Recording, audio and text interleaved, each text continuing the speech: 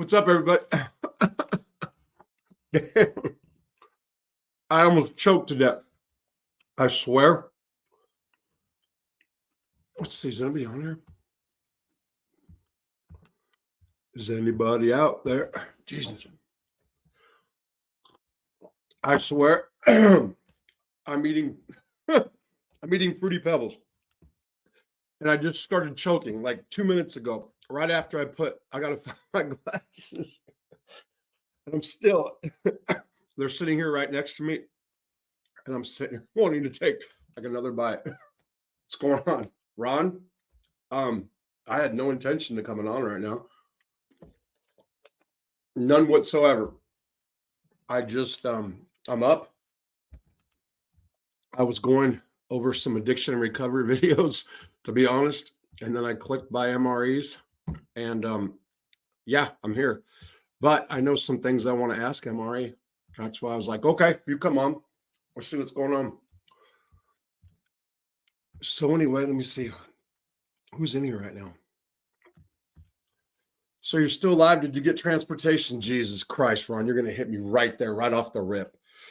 Hi, Carol. Excuse me. MRE gang checking in. Okay. Ron, no, I do not have the vehicle.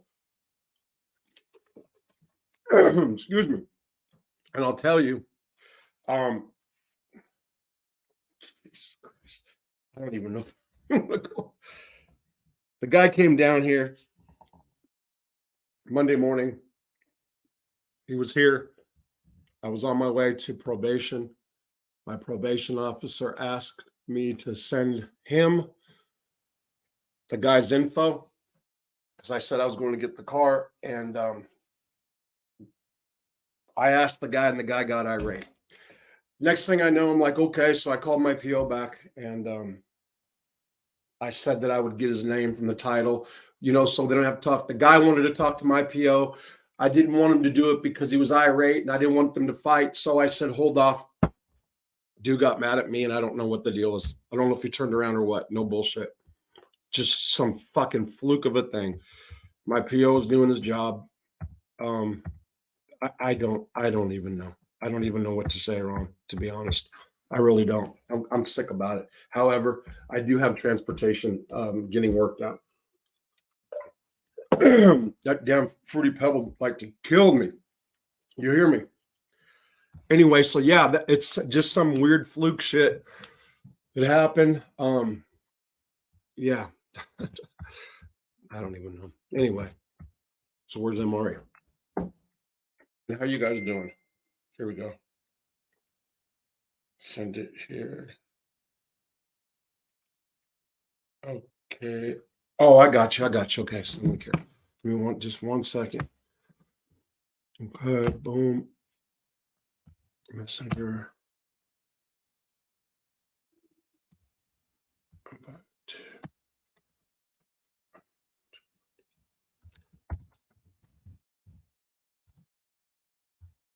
Okay. All right. Message.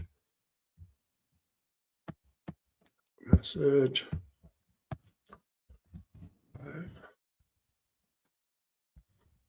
Come on. What the fuck? Sorry. Okay, here we go. All right. Okay. So I did see that Jimmy made a video yesterday. Another one of those things. Total fluke. Was going through channels. I saw him. No, this is what it was. It said somebody mentioned Convict Inc. on my on the analytics page. So I hit the Google Analytics page or whatever. I mean the YouTube Analytics page, and it comes across Calandra. And then I go and he just did a video, and it's about him doing a comeback and wishing Tommy Reynolds good luck and hopes he has time for his. Oh man, I was just like, get the fuck out of here, for real. Here we go. Here's MRE.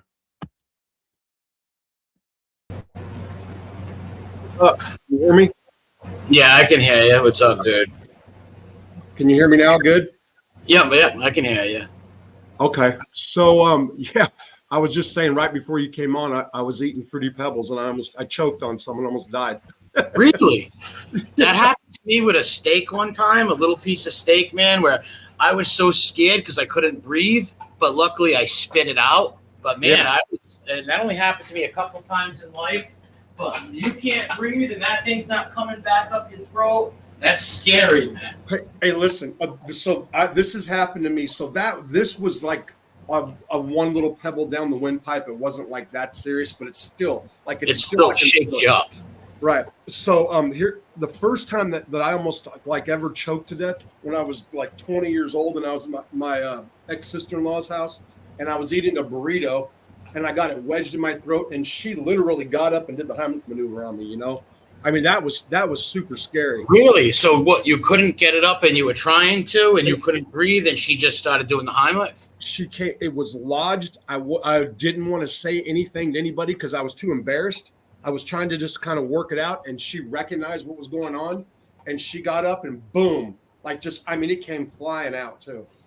That's scary. That's some scary stuff. And I'll tell you, can't breathe. Yeah. So and then this happened. I was at Butner FCI 1. I'm the library clerk. There's nobody there in the morning. It's just me, and I'm eating a Fireball. I used to have like a bad Fireball habit, right? So I've got a Fireball in my mouth, and it gets lodged into my throat, and I can feel it. Like, do I swallow? Is it going to be windpipe? So I tried to swallow, made it 20 times worse. I turn around, I'm panicking. I'm the only one there, and there's this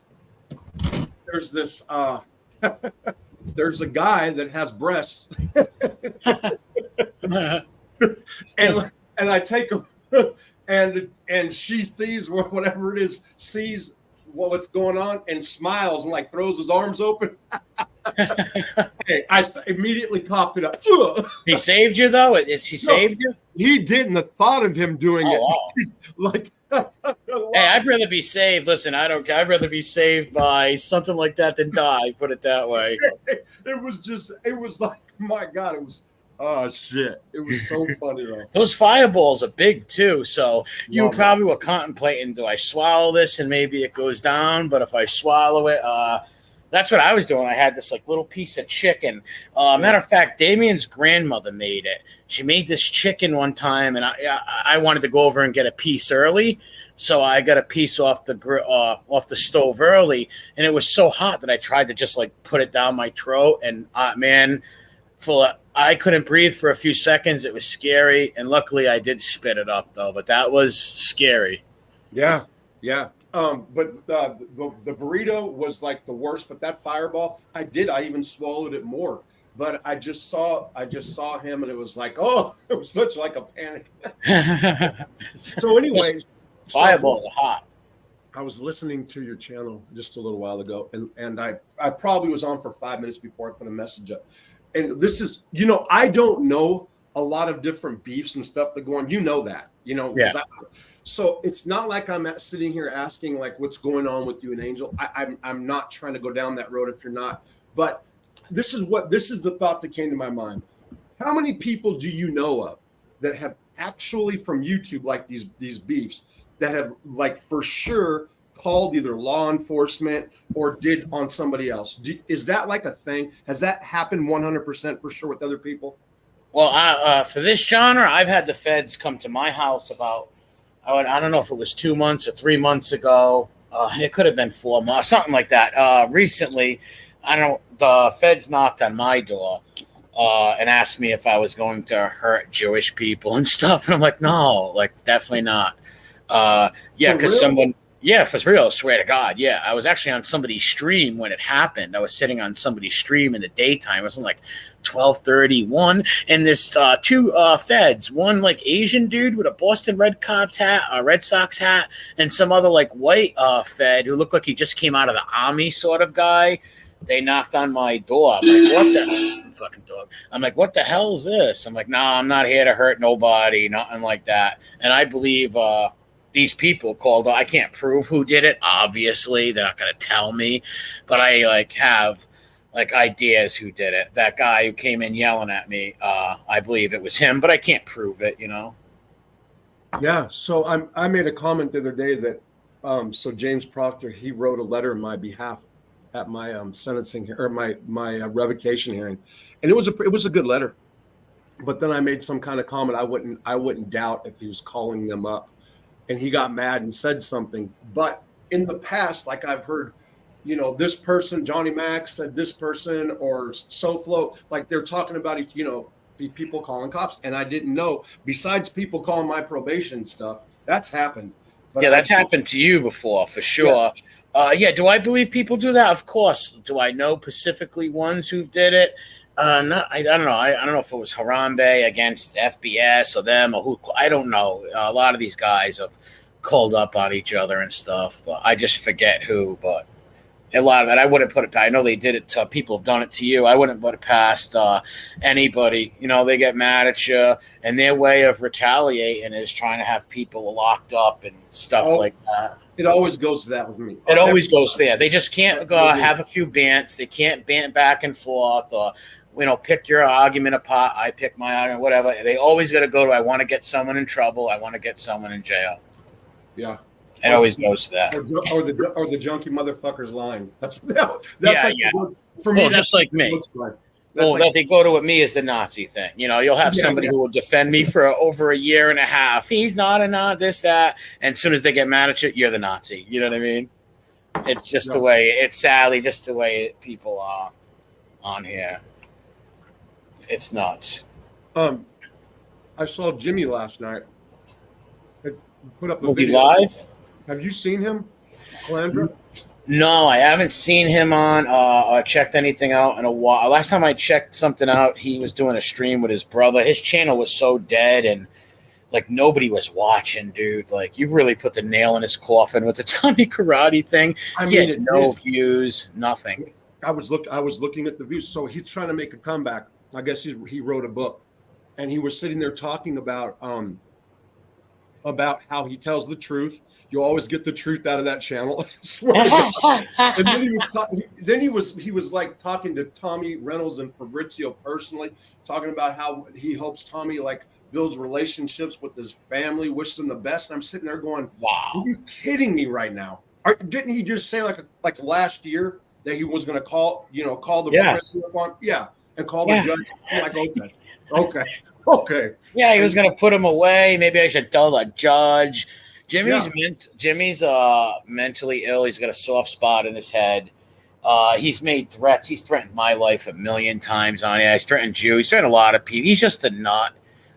His channel what hurt his channel was, number one, he just tells the same recycled stories, and now that they're lies. Like he's told a lot of Tommy Karate stories, and they all were lies. And people think it's just that Photoshop picture. No, he did a 15-minute video saying how him and Paulie G were visiting him in the waiting room, getting him sodas and candy. That never happened.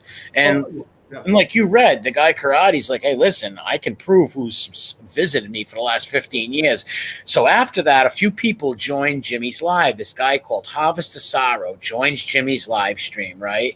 And he's like, hey, Jimmy, why did you lie about that? Jimmy breaks down immediately and like kicks him off the stream and fumbles. And it was just brutal. His decline was so epic and funny because it was just so written all over his face, the way he did the videos. You could just tell he was dead guilty about the whole thing, and he wouldn't even just say, hey, you know what? He can't say that. Hey, I lied. I made it up, because that's his whole career.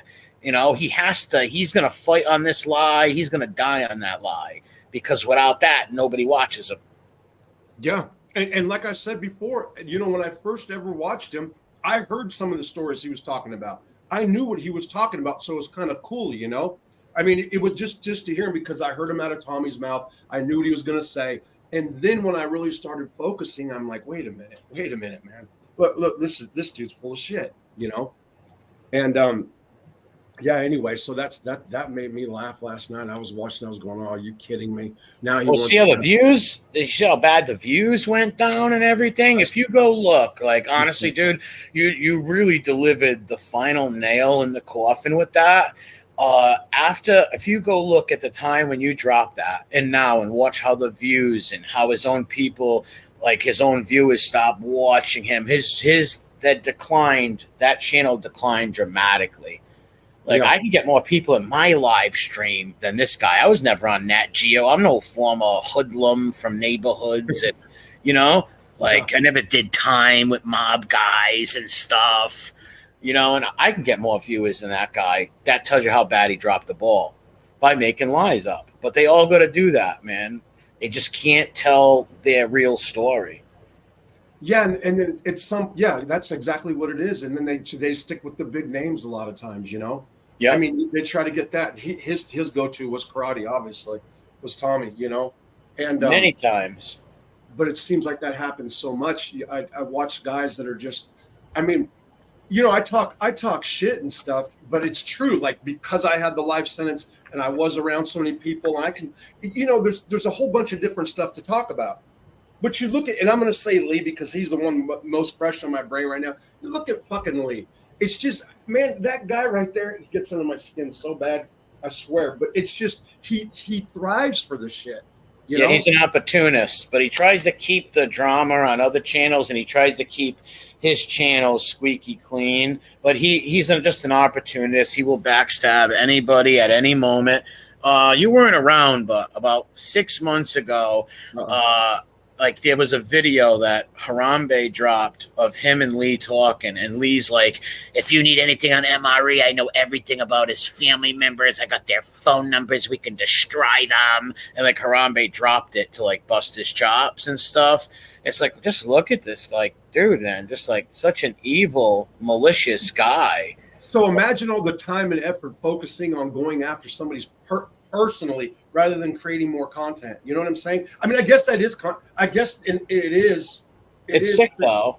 Yeah. I wouldn't go looking up people's families. Like, if you can't take their arguments apart or something, like on YouTube, like everything I've ever done on YouTube, it's been off of YouTube. If somebody makes a video, I'll critique it. Like, I'll never go and look up people's families and pull them up. That's just weird.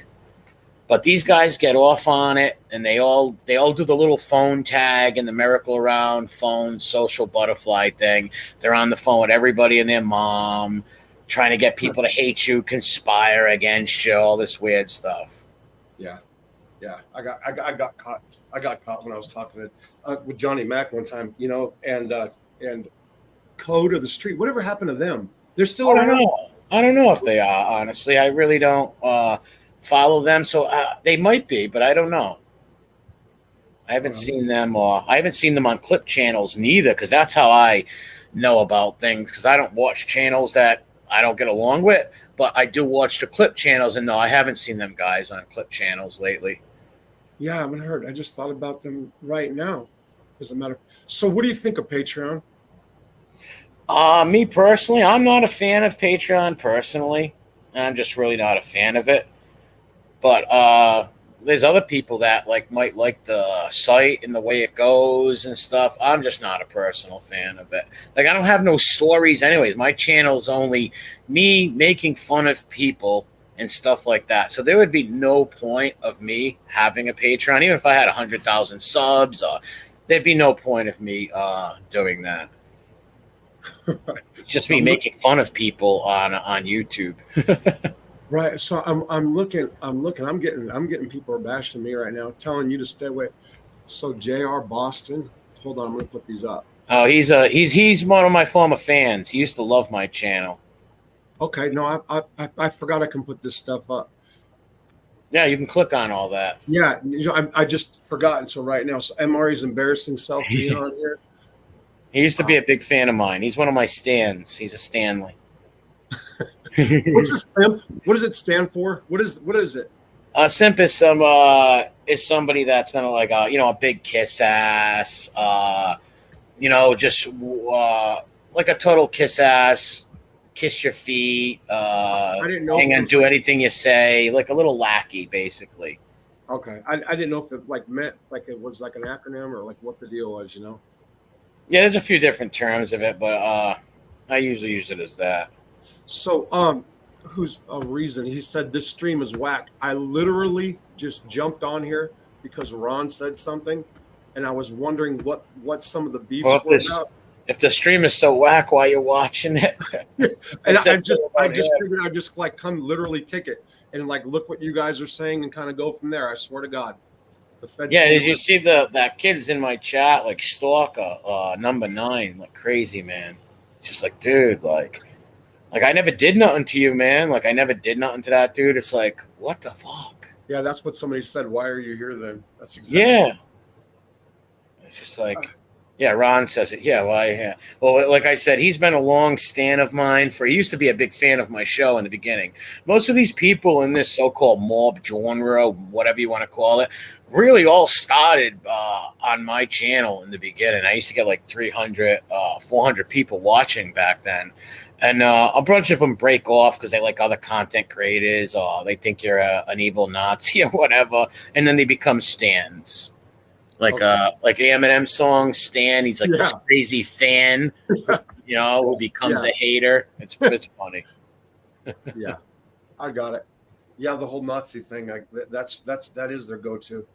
Oh, it's all they go to that, and now they go with like informant too, and that's just the weakest thing. At least they got something with the Nazi shit because there's pictures of me with Death's Head shirt, so they can make that argument. But the informant thing is such a reach, and it makes no sense, especially when you see me hanging around my city and all my friends. Like I was an informant; these people didn't bother with me. Right, and he put not two losers. He put and Nazis, that JR dude, and because I put intentionally in your chat. What's up, comrade? Yeah, boss Jay Jr., you don't want to march to Berlin with me? Yeah. And then they'll be like, he makes jokes of it. It's like, of course I'm going to make light of it. Like even if I was, all right, let's say devil's advocate. Let's say I was some neo-Nazi. You're Matt Hale. You're Matt All Hale. right, let's say I was Matt Hale in the past. Evidently, I'm not now. So what? You're persecuting me for something for 2018. But I still have the same views. My views have never changed. My optics, and I got a little older and realized some things are stupid, blah, blah, blah. But my views have never changed, ever. And I never considered myself a neo-Nazi, I was never in a group. I was never I never went to rallies, none of that. Like, I was just somebody on YouTube. And I collected flags, sold flags. I liked a lot of the imagery and stuff. That don't mean I hate people. I had friends that slept over my house that come from Atlanta. My freaking friend Henry I grew up with. He's black as the ace of spades. He used to sleep at my house right under the flags. Like, they don't care. It's only these like white little like softies or people that get mad at you. As soon as they get mad, they'll stick up for you for a whole year. But as soon as they get mad at you, you're the Nazi and all that stuff. So you used to sell a lot of World War II memorabilia, right? Yes, I used to sell World War II memorabilia. Then I started selling the newer flags. You know what I mean? I used to sell real World War II like memorabilia from WW2. Then I started like selling like the remake flags. You know what I mean? Selling them on Facebook groups, stuff like that. And I sold a whole bunch of them and stuff. And I used to buy them in bulk. And the guys would send me shirts, the Death's Head shirt. So I would take pictures. I didn't really wear them outside much. A couple of times I did. But I took pictures of me in the house with them and put them on my Facebook. It came back to bite me in the ass. And they raided my house and everything. But that's the best they got. They don't got me at some Sieg Heil march throwing my hands up. Or I was never a skinhead or nothing like that. I was always who I am now, Did you not have two different platforms? Or you had like 4 or 5 different Facebook pages, right? Is that yes. Correct? Yeah, there's a whole bunch of Facebooks that I have, like 7 or 8 of them. So what I'm saying is, use one. And on the white supremacy or separatist ideology, there are conflicting views, there viewpoints. Okay, I'm not going to get into them. I don't know if you really know, but I remember somebody showed me one of the pages that you had, and it was kind of conflicting, the stuff that it was, and I can't really remember right now. It was in the beginning when somebody said something about you being a Nazi, and I just started off. I don't know, maybe you do or do not know what I'm referring to. Like I said, there's a bunch of pictures with me with Death's Head shirts, Death's Head hats. I don't know, like behind me you can see like I take like a Swazi flag or something, things like that. Or people would like, or I would post my dioramas and people would be like, you're a Nazi. So I would post like some Nazi leader and be like, this is my all-time leader. Like just to like troll and bust their balls too. Yeah, like when I come in and say salute comrade and stuff like that, just for the hell of it, just to get under. Yeah, stuff like that. And like people be like, oh, you like David Lane. No, I agree with the words, but I don't agree with violence and nothing. Like, who doesn't believe in the existence of any human being? You know, like I believe in the existence of every race on this planet should exist and thrive, you know? So David Lane, for sure. So he's, if people don't know, really influential in the white movement, I guess is a good way to put it. But a lot of my black friends used to read that stuff too. You know, it's just like I used to read a lot of Farrakhan. You know what I mean? The news all the time. Well, I watched a lot of Farrakhan stuff before too. Like I would watch them on the Facebook groups. There would be posts, but what I'm talking about is just like the slogan, like, you know, like I forget how again, we must secure the existence of our people and a future for white children. Of course, I agree with that. And I agree with the black saying he should secure the existence of his people. That doesn't mean I hate people, you know? Yeah. Yeah, I hear you.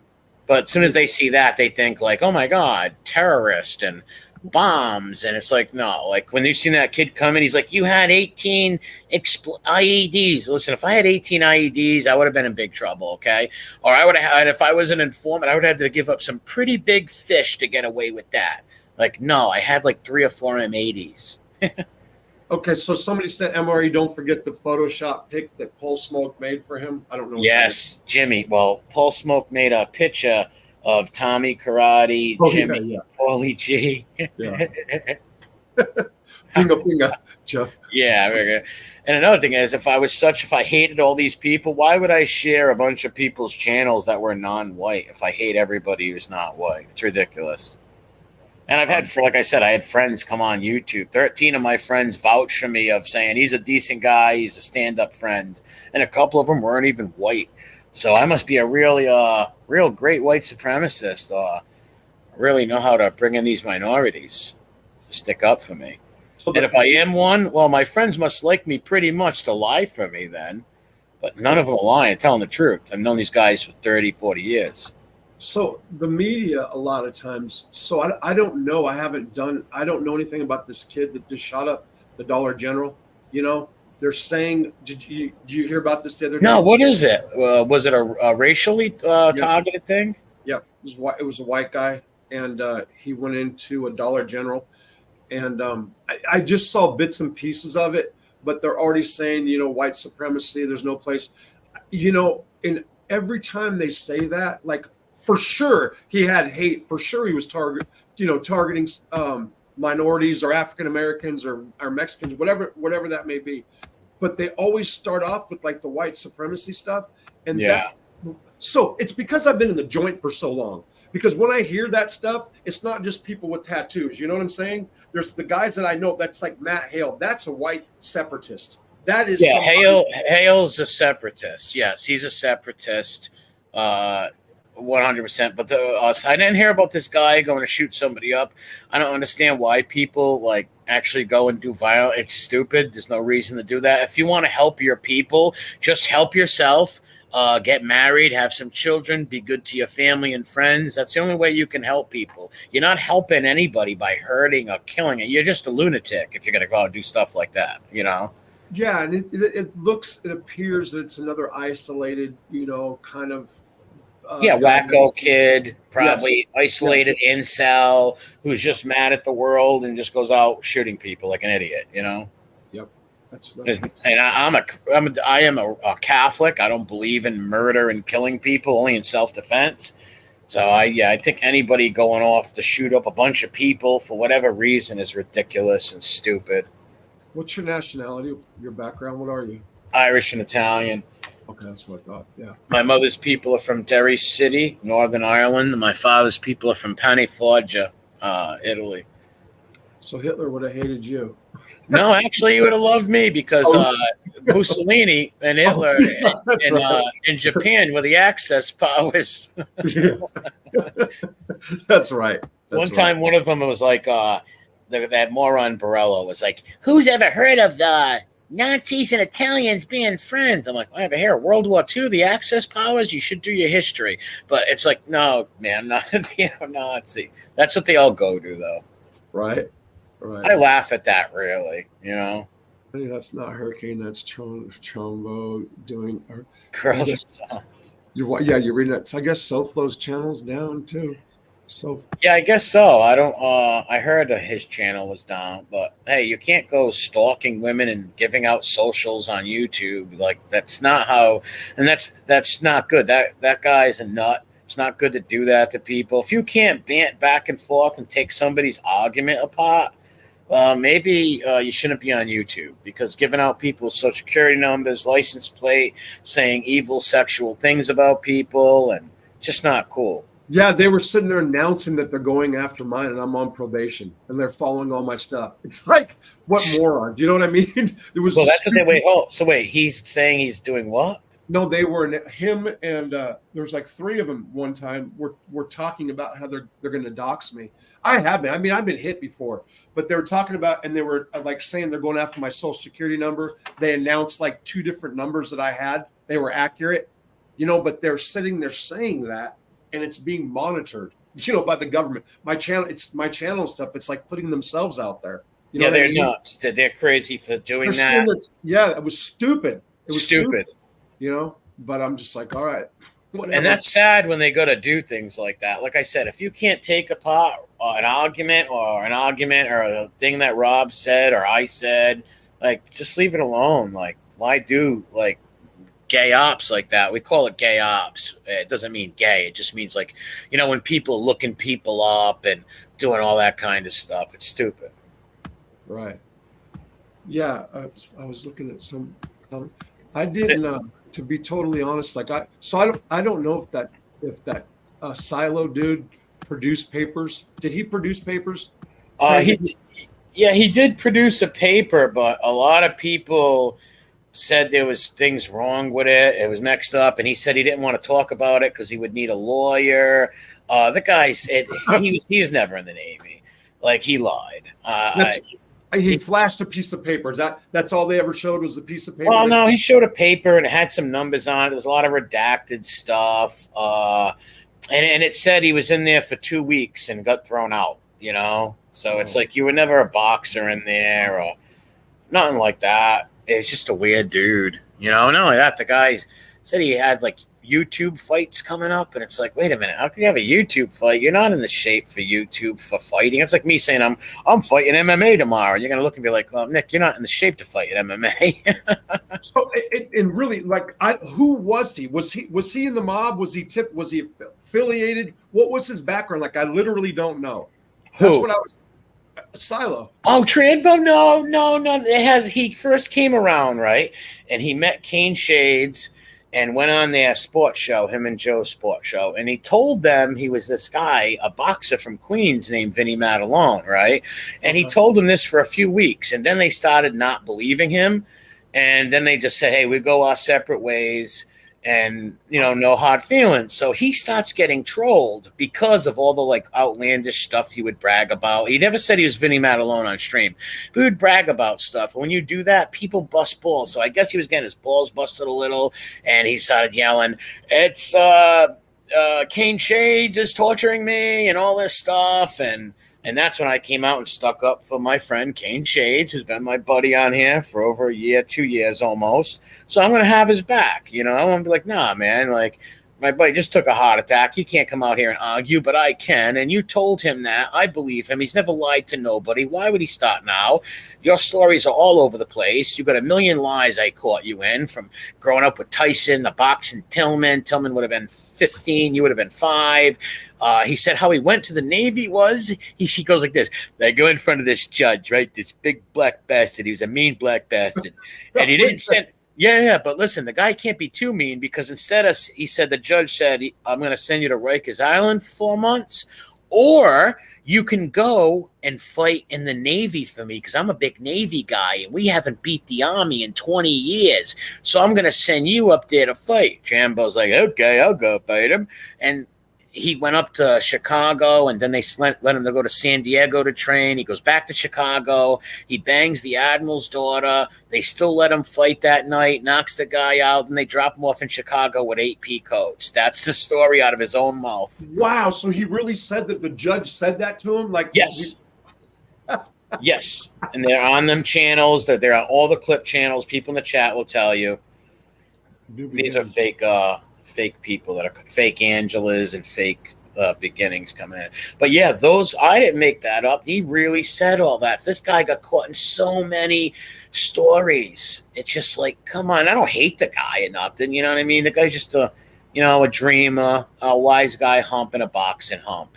Then he, because like I said, he came around as this big boxer. He boxed for 36 years. He fought Kimbo Slice twice. Then he switched it up to he spotted him twice. He got the city wrong. Then he was a mixed martial artist for 30 years. And now he drives around wise guys now, he says. It's just ridiculous. He's a fanboy. That's all. I guess they're going to go on to do big things. All of them. Quit paying attention to that BS. Chai Hooker, I'm just listen. You said quit paying attention, right? I get what you're saying, but like obviously I don't, because I don't know nothing about it. Yeah, he's asking me. Yeah, I really wanted to be briefed on it. I mean, I did, because if I talk to this person here, then I don't know what that person. You know what I mean? So I mean, it's not like I really care in the long run, but I've been interested about it for a while. And honestly, like I said, Ron Gross said, "Are you going on?" I had no intention to, and here we are. That's what it came down to. Yeah, I was ready to shut my thing down until Kitten popped in and kept arguing back and forth with me. Wouldn't join and talk to me, so I stayed on like an extra hour. Then I seen you come in. You're going live. Like, oh, cool. Yeah. So I don't know if you heard. So here's what happened. So a YouTube sub for a long time. Called me. It's been about a year and a half ago. I did some story, and he was upset about it. And he calls me, and we kind of go round and round a little bit.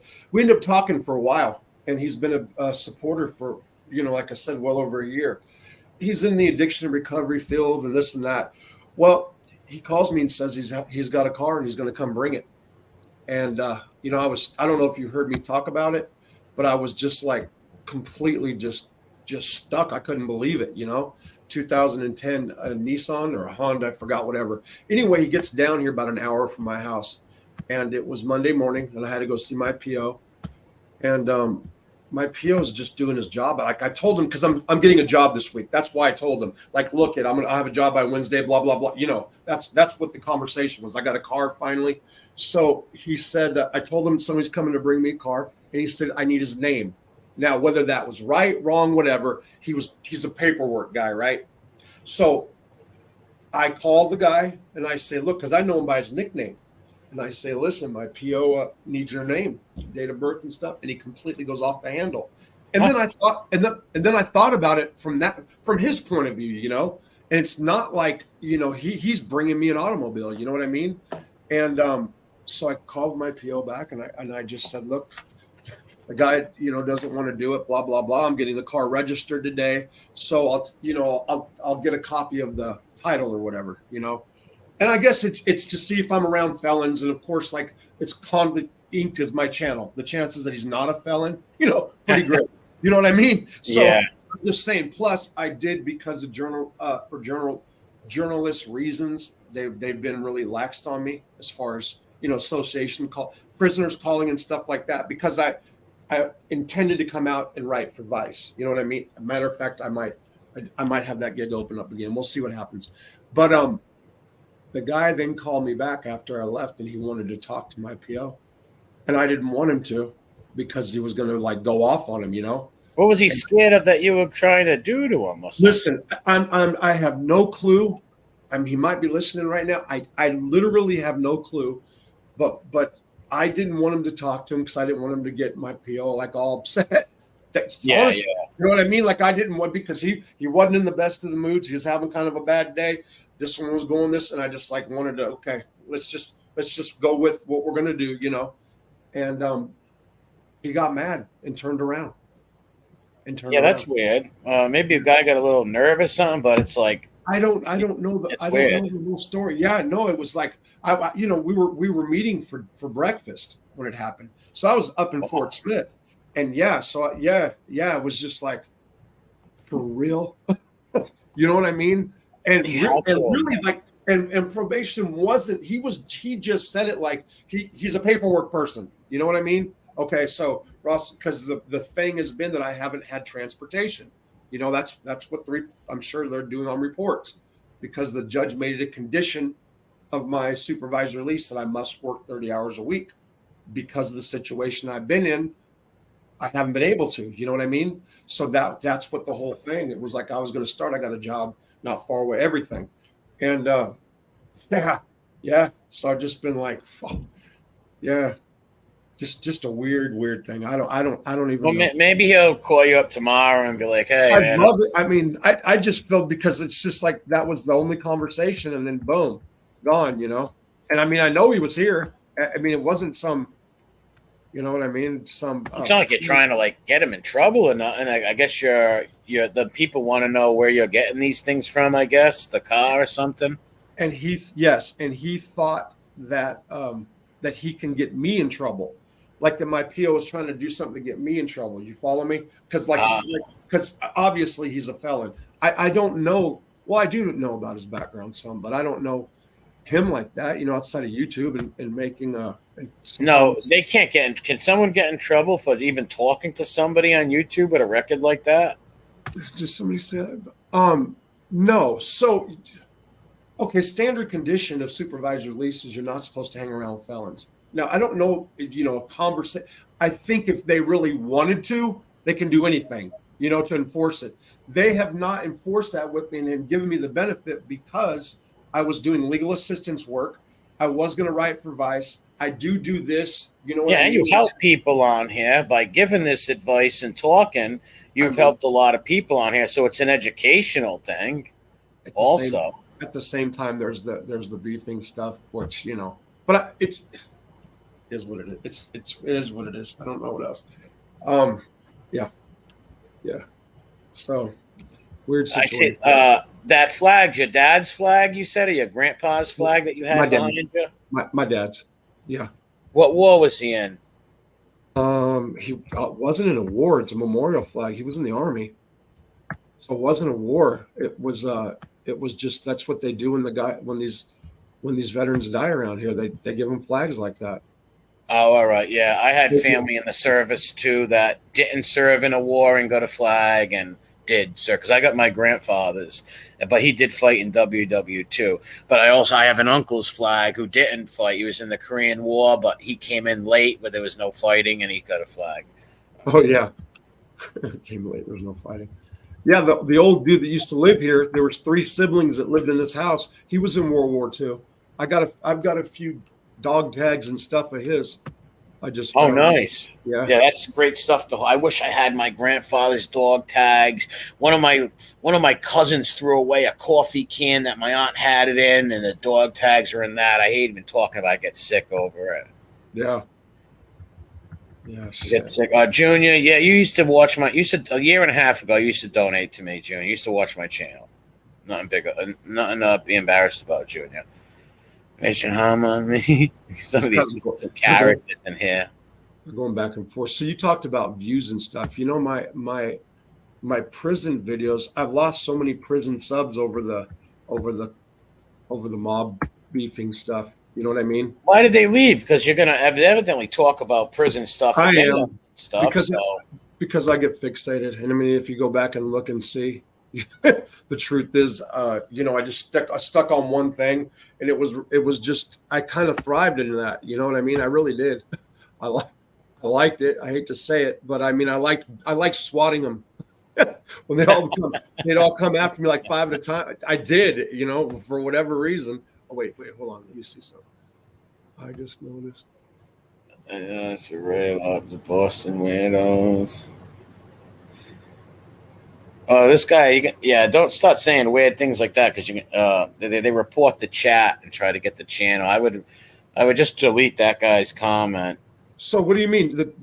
If somebody's talking bad in the chat, they can. Well, if they're constantly, yeah, let's say if they come in this like saying racial stuff or like sucking C and all that Oh, stuff, people can come and report your chat for that. Oh, dude, people don't do that. Oh, okay. Okay. So, well, I do have a manager. I mean, it's not like he's not up, obviously, but I have somebody who's going to be doing stuff like that coming starting the first of the month. I have a guy that's Wilson Ramirez. He was on Sons of Anarchy, Oh, and really? Who would he play? he had a small role, but he played in the Mayans. You watch the Mayans? I remember that. Yeah, That's the character's name group. right now. And I'm sitting here been doing research on him too. Then he played it. He starred in a movie called Kilroy, which is about an Emmy Mexican mafia dude in the '60s that found became a Christian before he died. And hell of a movie. Hell of a movie. It's called What Kilroy. year was it made? I think 19 or 18 or 19. Yeah. I No, think what year was the? Oh, so yeah, 2000. 18 or 19. Yeah. Gotcha, And gotcha. so this guy had a lot going on in Hollywood, and he wouldn't take the COVID shots, so they have blackballed him pretty much. Yeah, And I know a couple of teachers that happened to. A couple of guys I know, wives, who one of them lost her job, the other one went along with it to keep her job. yeah, Because it's either that or you lose. That's like her livelihood. Like the husband didn't want her to do it, but it's like that's how they pay the bills. That's how they get some people. yeah, that's a tough spot, man. I mean, Yeah, it is. if you had a job, or if you, especially a government job, like a lot of the COs and stuff. I remember before I left prison, and that was like their big thing. They were like fighting with each other over it. Some of the female staff members were crying and stuff because they were like, "You're going to kill us if you don't take the shot." You know what I mean? It was people were emotional about that shit. Oh yeah. Um, For sure. And that is a tough position. Even if like you have any job, like you got to pay your bills. You have a mortgage, car payments, and it's like, well, they gut you by the cojones. so Bat Boy, real quick. I just want to say this. He said, my experience, most Bostonians, they're all bark or no bite. I I've been in prison with a lot of guys from Boston. Boston Bandits is what they usually run it. And I'm going to tell you, the Boston dudes go. I mean, they go pretty hard from my experience. They do. I'm not. Yeah, I know some guys from Boston from too. I know some pretty tough bastards from Boston. I'm sure you got your idiots everywhere, but Sure. yeah, there are some definitely good dudes up in Boston. Definitely tough kids up there. So All what right. you had to change the name of your channel? Is that what you said? No, I started a new channel because they hit me with a couple of strikes. They've been hitting me and trying to take my channel down. So most likely it will go down this week. Probably it will go down. So what do you? How many strikes do you get? You get 2 strikes. The third one, you're all done. So what they do is they hit a couple of my Tranbo videos. I won one of them strikes, and then somebody on here who had an old link of mine to a video that's been privated for friggin' 8-9 months had a link of mine and reported that video to have my channel taken down. I can't prove who it is, but I have a good idea. It's pretty sad, but what are you gonna do? And like I said, I love the action. It's all in the game. I start a new channel. People are going to come find me and watch. I might not get 6,000 subs. I don't care. As long as I got the people that watch me in there watching, I don't care. And put up my content. So they're never going to stop me. They've been trying to run me off here, dude, with doxing, putting up dead family members, saying they're going to come kill me, beat me, like Jimmy's going to come shoot me, put a bullet in the guy in Rhode Island's head. All threats, tough guy talk, try to call me and put fake wires on me, call me informant, Nazi, terror, all that stuff. Yeah. So here, OG Mike, there he is. That's who actually hooked me up with dude that I was talking about, Wilson. The funniest MRE video was about Jimmy getting groomed or abducted by mixed scars. Yeah, I'm putting those videos back up on my new channel. I'm putting them back up on my new channel. I had to private them all. I'm going to type hi in the chat. This is my new channel. I privated all my videos. I only kept a few unprivated that they can't strike because it's like me not saying anything bad. But the other channel, the other videos, they struck, so I had to private them. Oh, okay. Yeah. So I got one. Now that I got one strike, and it was because I was That's when I got out of rehab and we were at a car wash and I was dancing around on a short, I think.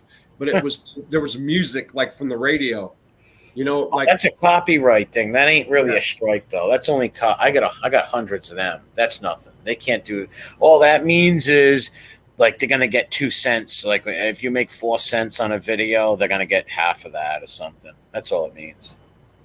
Okay. How can I tell if I have strikes and stuff? It will go.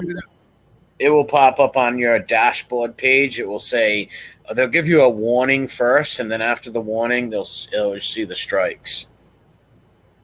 Okay.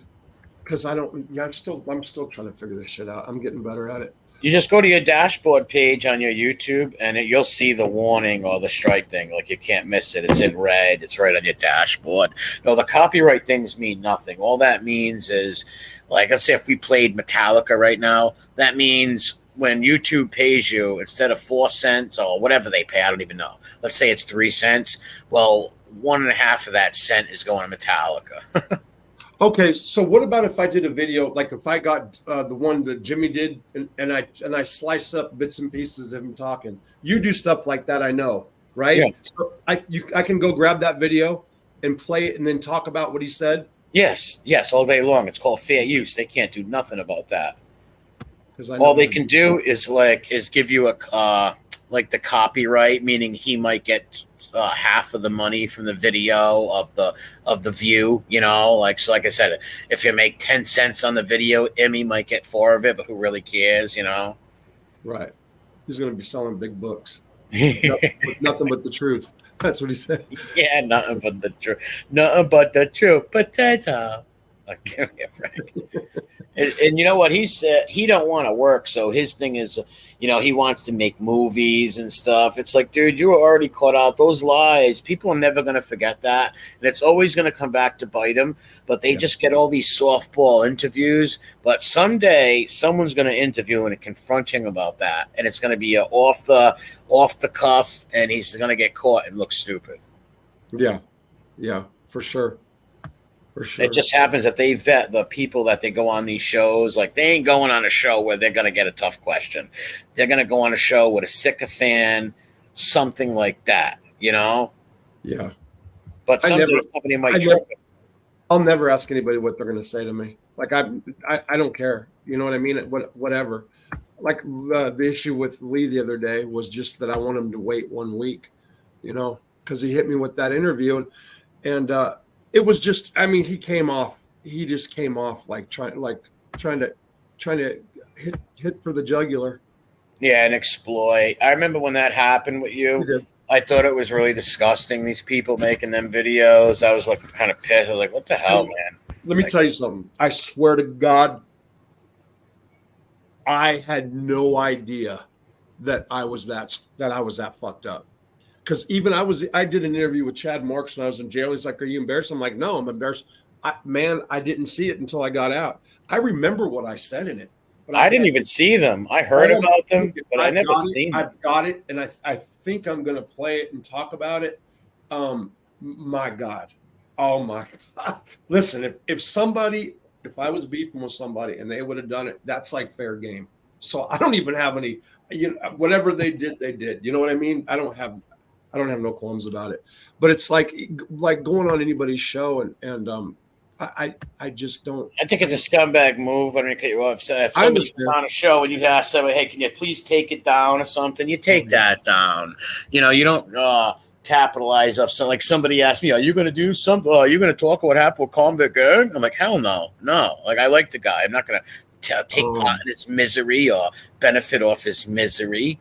No, that's not how what I'm about. That's why Lee should have listened to you and took that down. But all they care about is clicks and views and. Well, look, it was just it was like 3 weeks ago, and it was just because the powers that be had make some decisions, and I just didn't. It was a respect thing for them. I didn't think about it when I was doing the interview. I got a call right afterwards. Then I ended up talking to Marta that night, and it was just that was the reason. I just said wait 1 week. That's all I said, and he fucking threw a fit. Really, couldn't wait a week? Like, who cares, man? Just wait. I mean, what did you do the interview for? What didn't and then James sent me money. It wasn't like for the interview. He knows I'm messed up. James has been a friend. He has like I found his first email that he ever sent me, and I had like 2,000 subs. You know, he's followed me and supported me for a long time. And he And doesn't seem like a bad guy. And James, I don't know much about him, but he don't seem like a bad guy. okay, let me back up just for this. I don't know much about him though. Yeah, he just But running with Paps is I don't see that lasting long. no, he's gonna get trioed. Yeah, he's going to, without a doubt. Whatever.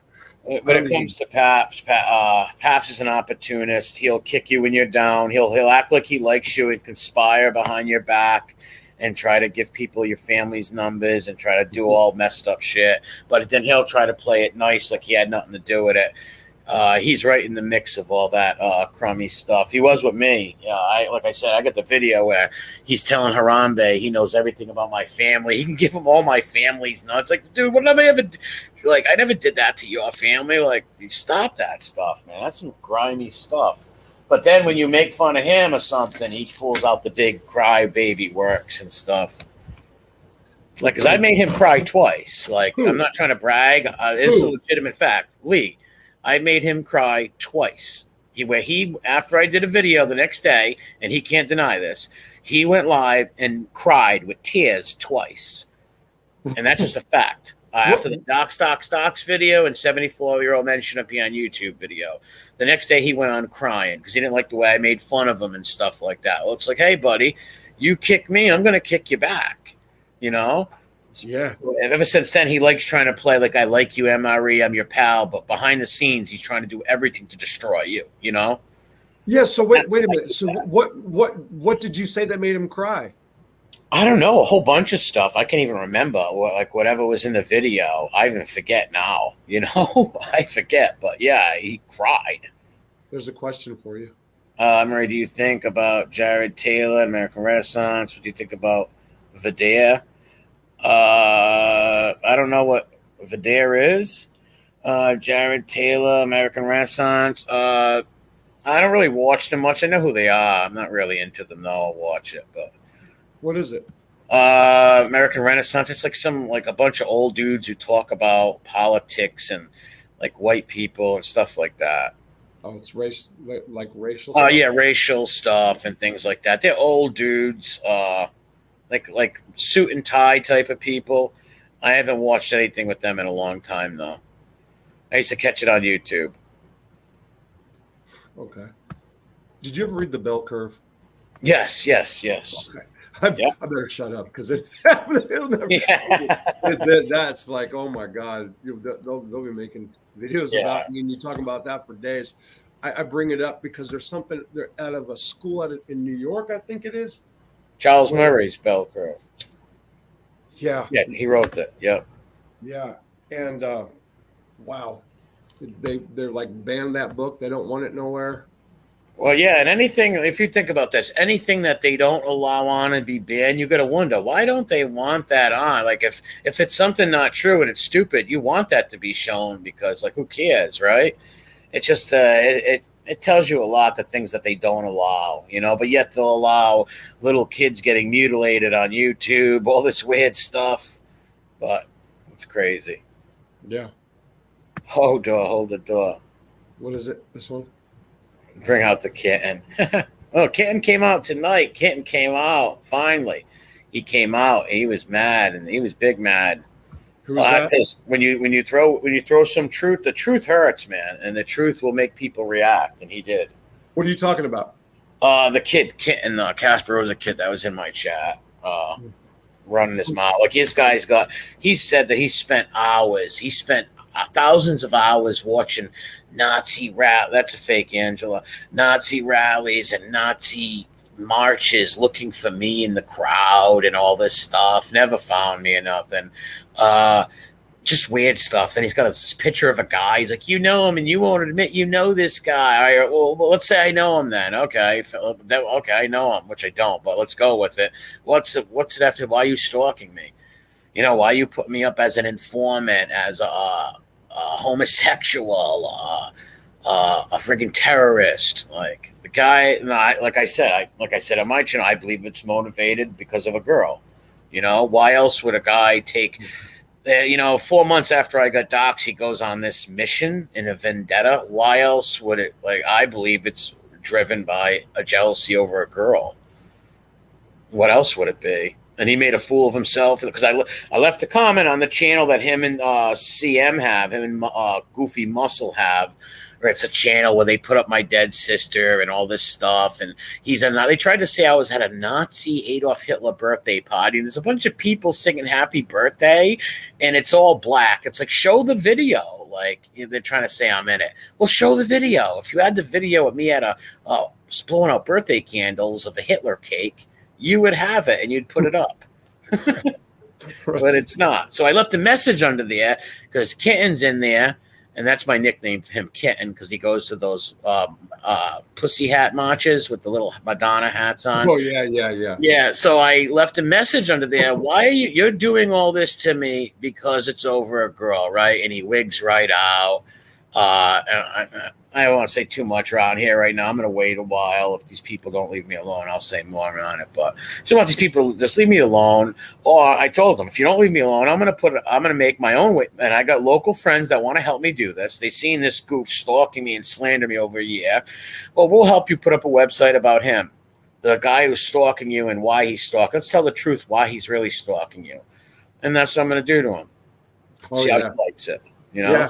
No, we have a weapon. And whatever, however you want to say it, this can be platform. If you've got the truth on your side and somebody's dogging you that way, just that's kind of like what I'm doing to the fucking idiot up the street that's keeping my side by side. Pisses me off. When you get the truth on your side, like he comes in, he's like, well, you said I emailed your ex-girlfriend. Yeah, you did. And I have the emails. I want to put some money on it, And he's like, well, you're going to release your pay. He's just deflecting, release your paperwork. It's like, dude, it's only my medical records, you moron. Like, it's ridiculous. Like, look at the case. Like, you're a moron. So Ray Nitro Owens, comes back and says, so what if he is or what if he isn't? That's in regards to you, somebody saying, why don't you just admit that you were? Yeah, because I wasn't. Listen, if I was, I would say it. I never considered myself. I was never a member of a neo-Nazi organization in my life. I never considered myself a neo-Nazi. Yeah, it's. So I'm supposed to what? Say just because you see me with Dead's Head shirt and you hear all these rumors or whatever, I have to say I wasn't a Nazi. That's not who I am. I'm not. And that's what she's coming back like. So what if he was or wasn't? And that's with anything. Like, so. Yeah, that's what I'm saying. So what? Let's say if I was devil advocate. Let's say I was some neo-Nazi or whatever, a Klansman or KKK. I'm evidently not now. So you're persecuting me for what I did in 2018. Okay, there's got to be more to it. What is it? You had a crush on a girl, and a girl never crushed on you back. Found out I dated the girl, and you went ballistic and went on a year and a half stalking spree and slandering spree. It's like, give me a break. I'm out here. I'm not hurting nobody. Since these people have watched me, there's people in here that watched me on my Durkee channel that I had. So they've been watching me for 4 or 5 years. They've never heard me speak any propaganda, try to make them hate people. I've been nice to all races and religions on here. Like, give me a break. The day I come out here and I start telling you to hate people and all that, well, then you have something to talk about. Till then, start to eat. Right. And the same people who stuck up for me for he's not a Nazi. Now all of a sudden I'm a Nazi. It's so predictable. She told me that once too. When we were talking, she's you came up somehow and she liked you, and said that he's not a Nazi. And I came back and said to her that I knew somebody that pointed out something about contradicting Facebook pages that you had. And it was more like you were in business to sell stuff or whatever. You know what I mean? That's what I was, and that's what I said before. I wasn't trying to. No, It's I not. hear you. Yeah, no, I used to go in those Facebook groups and I sold a lot of flags and stuff to them Yes. people. So I bullshit with them and even when I would post regular stuff and on my Facebooks, and my Facebooks were all my family and all kinds of people on it, So I'd post stuff and people were like, why are you posting that? So I'd double down and bust their balls and stuff. But I did like I said, I love World War II history. I just don't talk about it because it's not politically correct and stuff. So I talk about other history. I'm a history fanatic. And Yeah. like I said, I had 13 of my friends come on here and vouch for my character. Did you? Yeah, and two of them weren't even white people. So, like, if I was this big skinhead terrorist with like Kitten likes to say, I had IADs, explosives. Like the news lied about that, and they had to admit they were in M80s. Like, Okay. why would these A people? big leap from M80s. Yeah. It's a big Yeah, leap. and if I had that, I would have been locked up. I would have had to do some time in case I was giving up big mob bosses or something like that. And wouldn't they be in the can by now? And wouldn't everybody know I'm a snitch? I live in a small city, like all my friends and a lot of people I grew up with and stuff. Their uncles and dads are dead now, but they were all wise guys. Like I drove. My uncle was not really my blood uncle, but we called each other uncle and nephew. I knew him since I was little. I took care of him the last 12 years of his life, gave the eulogy at his wake. He was one of my best friends. He was like a second father to me, Rudolph Sciarra. He was the real deal. And there's nothing to brag about, and there's no big deal being around. They're just normal people. It's nothing like I don't come on here and tell stories about him in case it's like family stories or dog stories. Right. But it's like if I was a stoolie, they would love to throw that in their face. And not only that, where's the guys I'm getting in trouble? What am I doing on YouTube with a show, Mob Rats Exposed? If I'm this big informant putting people away. Yeah, I said that. I forgot who somebody was doing. It was a couple people, but I remember Chris did something. He had that envelope, the envelope that was like Geraldo Rivera's vault, Yeah, Everything was yeah. like a big. And I'm like, that's not how the sealed thing works. It's not really. That's No. not how they do it. They don't just seal an envelope and put in a file. Well, they tried to listen. They tried for the last since the day I was doxxed, not last April, the April before that. They've been trying to say that I am an informant the whole time because that's the only way to discredit me, right? To discredit my channel. You know what I mean? Is all right. Picture some guy go to channel Mob Rats making fun of stoolies, and he's the biggest stoolie around. Right. So that's right. the only way to just really discredit me. And they can't do it. Because like I said, if I said, hey, Rob, I seen you on a unicorn yesterday, you weren't on a unicorn, Right. So it's a joke. And like I said, half of my friends in the chats look at their last names, who their dads and grandpas was and stuff. It's like, you think those people would hang with me if I was putting people away? Or I have friends who've done 30 something years in the can. You remember my friend Dean, guys like that. You think they'd be hanging out with me if I was an informant? Yeah. What happened to Dean, by the way? He doesn't do YouTube no more. He's doing, he does the family thing. He's really not into the YouTube. Okay. I just wondered. What's this, Rob? But that's what they go, just like they'll go to with you, oh, junkie and all that dumb shit. Stupid shit. Angel's show and explained how it was impossible for anything close to that could happen. I'm not sure. I think we're talking about the army stuff. Oh yeah. Okay. Yeah, there's a lot of things that were said about that makes sense. Yeah, and listen. So like I said, the whole junkie drug addict thing. So I get it, but it's not like that. That doesn't bother me. I understand what they're trying to say, but my get back's like, imagine that. Okay, so I'm all fucked up. I'm a fucking maniac, drug addict, dope fiend, and I'm still smashing you. It's like, you know what I mean? So what does that make you if some fucking junkie loser can sit there and just bash you and really has nothing, you don't have much comeback. and I'm just kind of making. But I comments. don't consider you a junkie loser. You know Well, what I mean? Just because I've people got have. problems, bro. I mean, you know, I'm not going to say, you know. Oh, listen, people have problems with drugs. People have problems sometimes. That doesn't mean they're a low life loser just because they have a drug problem. A low life loser is somebody like there's another person on here that does drugs and nods out and he dimes out his friends and doxes people's families. That's a loser scumbag to me. You know, like you always been a good dude on here. Been loyal to people. You never backdoored and hurt nobody. Like that's not a junkie scumbag to me.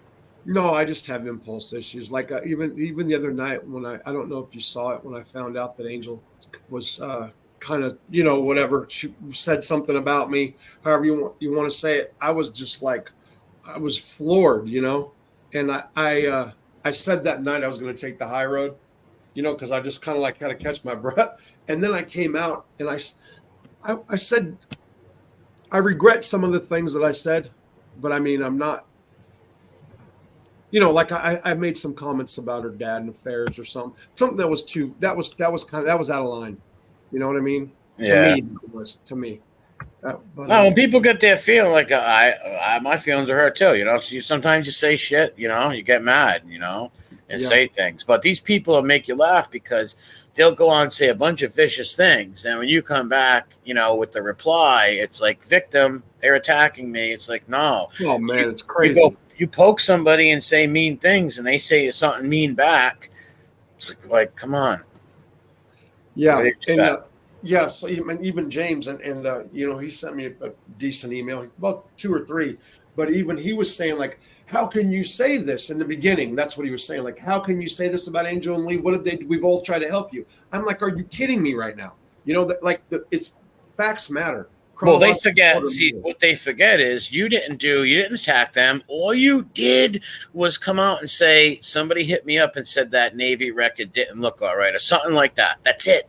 That's not if they want to take that as an attack, it's not, you know, but it's not an attack. And if you look at the tone, even what I said, I mean, clearly I was just trying to put that out to draw people in and get on that dude up here, you know? That was like my goal was him that day. It was not even about Silo.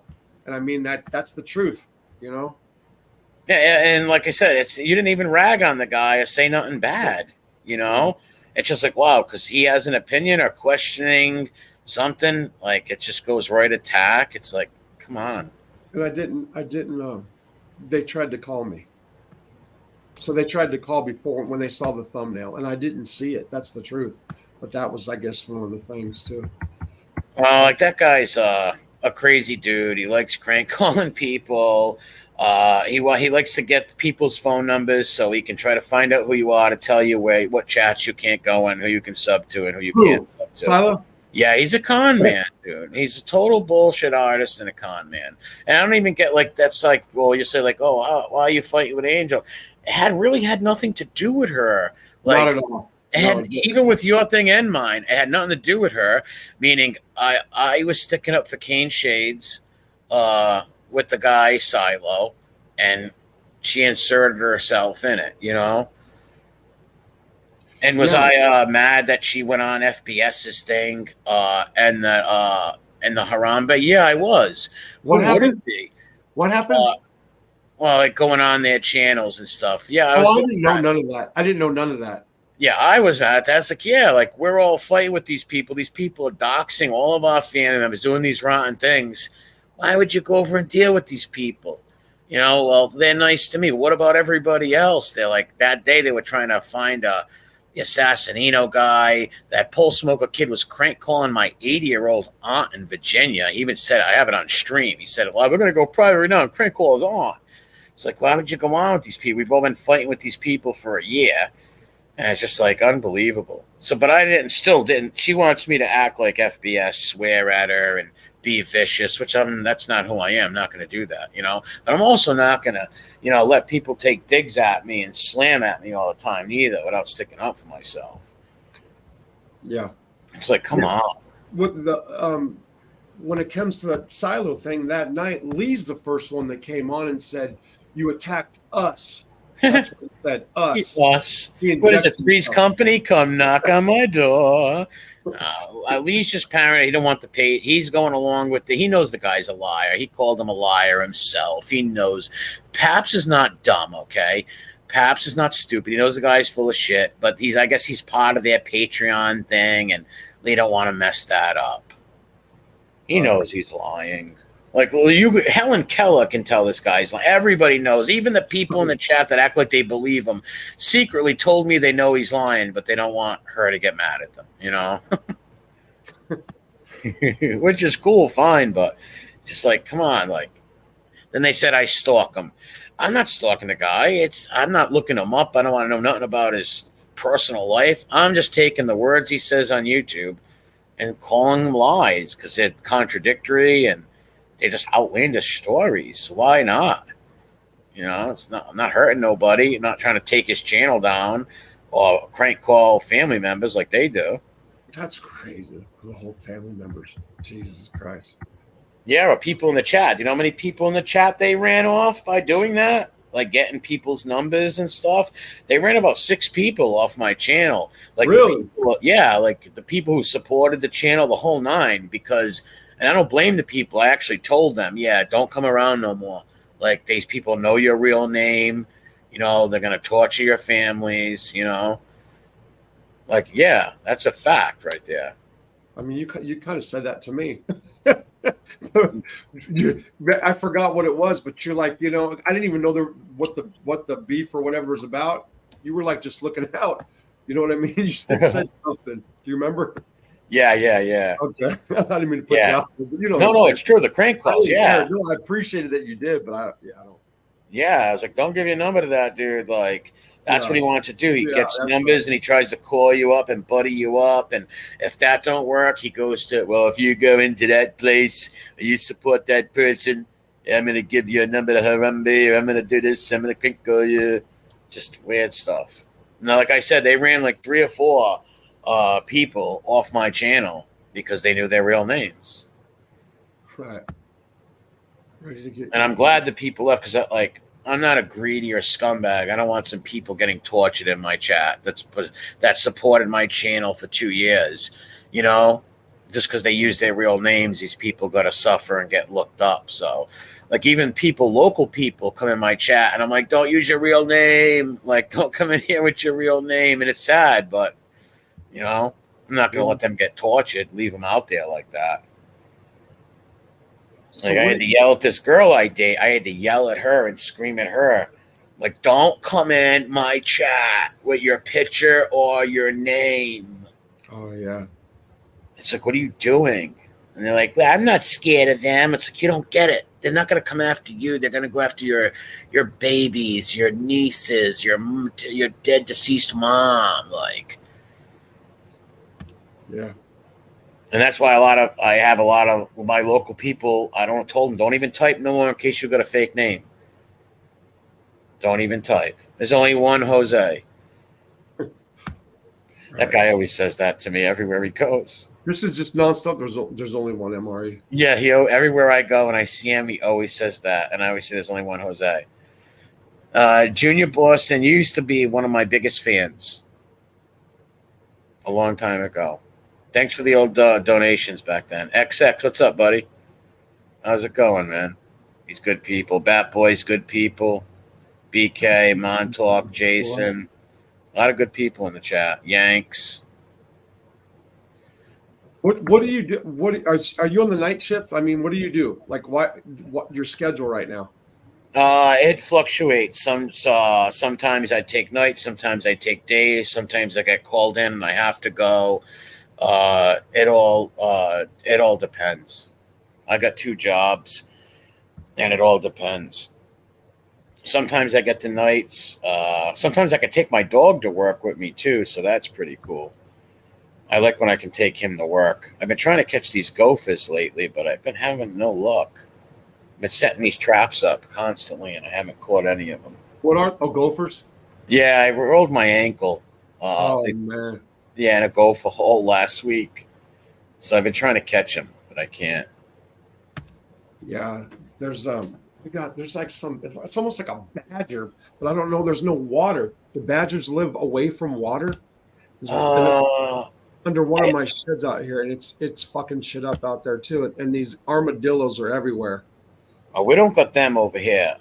Do they attack armadillos? No, they dig holes. They Oh, make okay. holes in the ground.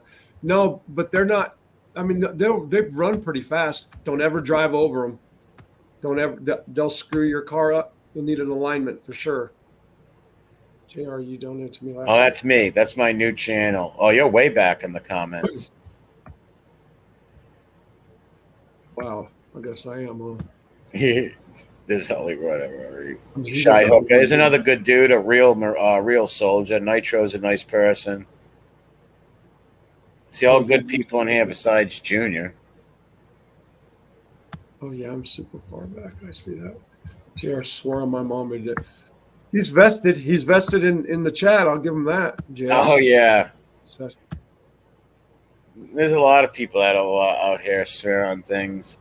From each deployment from the war zone. God bless you, Shahika, because there's a lot of real military guys in the chat, and you don't even know. I didn't even know those guys were military for the longest time. yeah, that's what who was telling me that the other night. Because they don't brag. Right. Hey, Ron Gross and Miss America Debbie. He got me an autograph. Ron Gross did? Yeah. Ron's wife was Miss America. Well, Miss whatever state he lives in, she won that title before. Let's see. Ron's been around. He's been following me since the beginning. Yeah, King Dom's cool people. He's a We Push Back supporter. He's good people. What the fuck? This guy's he's a nut. Jesus Christ. I mean, just what are you smoking? This guy's a crack. I don't know, but at the same time, look, I mean, people are into it, and everybody, it's kind of cool.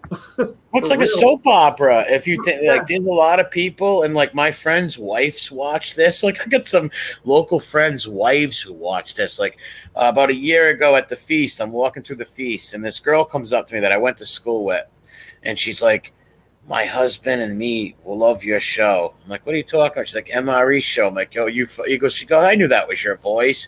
She's like, that's like my soap opera. Like they won't type in the chat, but they watch them, It's like a soap opera to them. Right. Yeah. Especially people, you watch it for a while, you see all these characters turning on each other, betraying each other, all this like foul stuff, But then there's some people who have been loyal and good to each other. Like I've got a lot of buddies on here that I've done streams with for a long time who's never turned their back on me or vice versa, or threw me under the bus or threw them under the bus. Yeah, it gets weird when people follow channels and then all of a sudden there's a divide. I mean, I haven't really been, involved. Like, for example, I'm saying you and Angels, but I'm not trying to. I don't know if you've lost subs or she has but I'm just saying it's a trip when that happens, right? I mean, yeah. Well, when her channel first started, we started it together, meaning like she come on my channel and she's like, I think about starting one. I was like, hey, go start one and I'll stream snipe you and we'll all go over there. So her very first stream was started on mine and I would go on there all the time. So all of her original subs were mine. And I lost a couple of subs, a few old ladies and stuff that used to come in. And there's a few that don't come in because out of fear and stuff like that. But a lot of people stopped going over there because they didn't like the other people that were in there. Because all the people in that chat with the people donating, why Harambe and those dudes were saying the most outlandish, vicious things and like most vicious attacks, putting plates up, all kinds of stuff. Like those people, Boston J, all those guys, those are the guys donating. Why these people were doing it, encouraging that. So some of the people didn't want to be in it's not like they don't like Angel. It's the fact that they didn't want to be in that chat. And I'm one of the ones that felt like that. Like, I'm not going to sit in this chat with all these people in here with wrenches who were donating to like our families being tortured. I don't want to be around that. Like, who, Rob, you liar? I don't know what he's talking about. But I'm way behind. I just really realized it now because they're talking about when I said about the Boston dudes fighting. I mean, that's way back. Yeah, yeah. I'm sitting here hitting it pretty fast too, Anyway. Yeah, That's but why sometimes you can get held back. Oh, how thank did you, King Dom. would you say about held back? You can get held back sometimes on the stream yards Oh yeah. and like get stuck way back. How did Angel start her channel? Like I never thought about that. Oh, well, she started it through my channel. We started it on my channel. How did you get to know her? Is what I'm saying. Oh, Angel started watching my channel. I don't remember how long ago, but she started watching my channel when I was doing the A-Light stuff and the ME and all that stuff. She started watching it, and I just became friendly. She started coming on the channel, and we became friendly that way. And then she started hers. Okay. Yeah. I bet. Well, who's this? Colonel Reb. Let me get Marta's digits, Ross. So that's funny. Thanks for the $5. Let me get Marta's digits. You sent me $5 to say that. It's on social media. And he got a better shot than winning the Civil War, Colonel Reb. Yeah. War's over. Just got coffee at McDonald's, sitting in Walgreens. You must be a weird guy, man. This guy's sitting in Walgreens with a coffee from McDonald's and a Durango. What a psycho. There's Southie. Oh, how's Alan? Waiting for meds at Walgreens. What the fuck? What's up, BK? You both, go to sleep. Walk too far for you. You can't handle a woman like that. Little girl. Shit, I don't know what he's talking about. I'm so far back. I could. Oh, maybe the when I was talking about the Jolly Rancher. I mean the thing in my throat. Maybe foghorn leghorn. Okay. I don't live in a liberal shithole. Hold the door. I don't know. Are you into that Game of Thrones stuff at all? No. Like Song of Ice and Fire? All right. No, we were gonna. Marta watched it. We were gonna start watching it. I just never did. You got to. Well, the show's good to the 4th season, but you got to read the books if you're into that stuff. Right. The audio books or the books, either or. There's a book by a Jewish psychologist that was in the camps. What the hell is his name? I started reading some of him when I was in a county not long ago. I forgot, but I got it on one of the books. It's psychology stuff. Oh, nice. Yeah, I would read it, but he's Jewish, so I can't do it. You can't do it. You can't do it. Nope. So it's stuck here. So, man, okay. So maybe I'm through him. I don't think so. Oh, no, you're at the bottom now. Am I? How can you tell?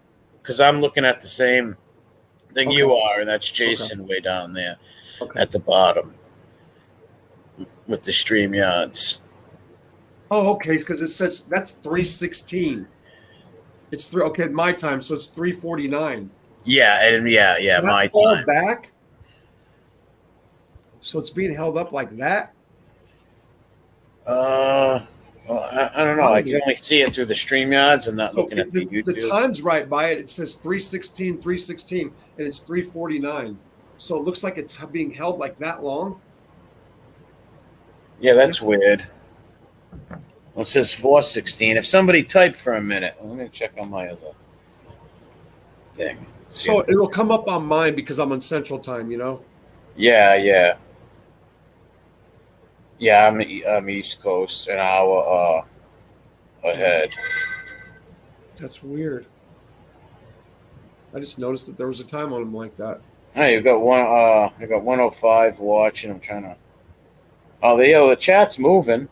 It's just taking for a minute to pull up on StreamYards. That's why. How can you tell? You can look through YouTube. Yeah, and Colonel Reb says that was just a joke with the digits thing. It's cool. No, it's cool. Yeah, no, that was just a joke with the digits. I will say she's upset about because people have been like just nonstop. She's been getting it, Yeah, people should just lay off the family. Look at it. Yeah, and it's fucked because I brought her into when I originally brought her on, and and then I'm gonna do I've got a lot of content here coming up and it's not even about her. It's about me. I got prison journals. You know what I mean? Yeah. She gets it. She doesn't like it, I'm sure, but oh shit. But they should. People should have some respect and like leave people's family members alone. A lot of guys have been hit, and that's why she shut them down for a while. Well, simp, it's you got to think. You got a lot of thirsty simps and gimps in the chat. They see a girl or oh my god, it's like they never seen a woman before. Forget about it. It's nuts. Not all the people, but there's a majority. I know what you mean. I know what you mean. I mean, she's, she is. I mean, she's beautiful for sure. She's, got that whole European thing going. It's the whole thing. So I mean, people have a lot to say. But it's still weird. Like, yeah, I get it. She's an absolutely gorgeous woman, beautiful woman without a doubt. But it's kind of weird to try to hit someone up on Facebook. Some girl that lives far away that dated a guy you are. It's just some thirsty, weird stuff. Like the girl's gonna think you're a nut. Like, leave her alone. Yeah, it's weird. Yeah. So the background is psychology, her background. So there's like dudes trying to spit game that way. You know what I mean? She should just block every one of them immediately. Anybody hitting her up to talk to her has got a problem. It's a problem. Yeah, she's got things. That's right, Trump sisters. There's no respect left. Oh wow, you're seeing more. So you're seeing it through. Well, I'm looking on my phone so I can see the chat. King Dom, Squall, what's up? This has been an eventual night. Yanks BK, you screwed me up with the stuffed animal thing. I can't stop laughing. JJ Fedora says, what kind of job are you starting, Rob? Nights? Better than the chicken factory? So there's that. That's where probation would rather have me. But there's a furniture store that's half the distance, and it's from 4 a.m. till 12. So, but I'd have to get my conditions modified because on drug testing days, I have to be there in the morning now. So I have to be there between 8 and 12 instead of like between 8 and 5. And the judge did that. And it's like, because they think I was beating drug tests. So that's basically where that came in. So I'd have to get it modified, which I can. I mean, I think there would be no problem. The bigger issue is they want me to have a job, period. You know what I mean? Because it's structure. So it doesn't matter how much before the arrangement that I had when I got out, everybody's supposed to have a job on supervised release or getting some kind of gainful employment. I had a big fine. We paid it, and I had different sources of income, rental property. I was doing consulting work in the beginning, and there was like a lot of money coming in over that. So it was just different stuff, and it was like confusing for the paper. So boom, it was like, okay, we'll just base it off Marta's income. That's how it basically worked.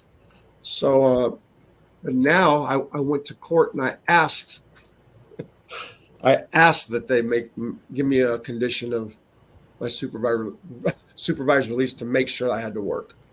All right. What are you looking for, like local places around you that you can get to and stuff like that? I was going to work for Marta, period. It's not that I don't want to work. It's not that I can make a lot of money doing freelance journalism, and I've had the opportunities. I can do consulting and legal work and make 10 times what I could on a regular job. The issue was that Marta always wanted me working because it provides structure. Too much idle time, in other words. You know what I mean? Yeah. So when I was in court, I thought I was going to get out 8 months, 2 years from now, whatever. And to show her like I was serious about change, I told the judge to give me certain restrictions, like 5 of them, and then this shit happens between me and her. And I'm like, oh, fuck. Anyway, it's stupid to go and ask for extra restrictions. It's just a stupid thing to do, but it is what it is. Now, where you live and stuff, is everything like dirt roads and far to get to? It's not like you can walk down the street and start working, right? No. So there's a Dollar General in this town. There's a Dollar General. There's a little store, like a little convenience store called Hugs and Biscuits. Wait, what's it called? Hugs and Biscuits. Hugs and Biscuits? Yeah. That's hilarious. They have Hugs and Biscuits. It's owned by a guy from Pakistan or something. It was originally called Fields Market, and this goes back to like the 70s. And it's the only gas station pump in town. You know, there's 3 pumps. Oh wow! So this is like Mayberry. Oh, 500 people. Wow! Wait a minute, 500 people. 500, and they lost their school a few years back. They had a school that my dad went to, and it's just the school is it's like on a half a block, K through 12, you know. But they lost their school because there's not enough kids, and yeah. Let me tell you something. Their sports program, their football program. My nephew taught the JVs. They went an entire season. Listen to me, an entire season without scoring a single point. The football team. Yes, not 1 point a whole season. Can you imagine that? That's got to be some kind of record. Yeah, that's got to be some sort of Pee-wee or a high school record. Well, that's a small town. Wow, there's 500 people on my street. Wow. Yeah, it's now you're what else? What do you mix? Italian and what else? Italian. Well, so here's what the deal. So my whole life I've been Italian. You know, so my mom's side, they're from one of them's from Sicily, the other one's from Naples. So my dad's side is Italian. They're northern Italians, what we've always been told. My dad had a DNA test before he died. It was mostly French. Yeah, I don't believe those DNA tests. People shouldn't believe them. I would never take one personally. My mother told me that she's Irish, and I know her family's from Ireland. My father's people are from Italy. I know that. I stick with that. But so you're a full-blooded Dago. I'm a half. Yeah. So, Dago. but there is Banat was that's the last name of my grandmother's mother. So. Oh, so you do have some French in you. All right. Yeah. So, but this town had a lot of Italians in it because of the coal mines. You know, they couldn't go to work anywhere else. So there used to be signs. Carmine Persico used to tell me about this. There used to be signs that would say like whites $1 a day, blacks 50 cents, but it didn't say blacks. And then it would say like Dagos 25 cents. You know? Yeah. And this because the Anglo-Saxons didn't look at Italians as Anglo-Saxons, you know what I mean? They didn't look at them as that because Italians are Latins, you know.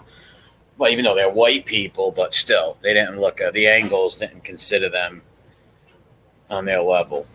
Yeah. So, but this was a booming coal mining town. They had like a 10 or 20 year run from like 1910 or 1910 to 1930 or 1920 to 1940. It was about a 20-year run where it was just like this is where everybody came, even from Fort Smith. They came down here to party. There's bars on every street, and then it was no alcohol. So after the World War II, they made it a dry county. It's still a dry county. And wow! A lot of it had to do with the men going off to war, you know. And there was only women down here. That's what I've been told. So like they didn't want people coming down here just to screw out the women, where their men were all gone. Something like that is what I was told. So is there a lot of other Italians down there, or just right now? No, not more. No, not anymore. Like it was. All the people that have been here, it's probably about 20 families, I'd say. But the Roberts are the biggest one. But no, it's a mixture. Either the people that live here mostly are either from here originally, or they came here from California, or they had somebody.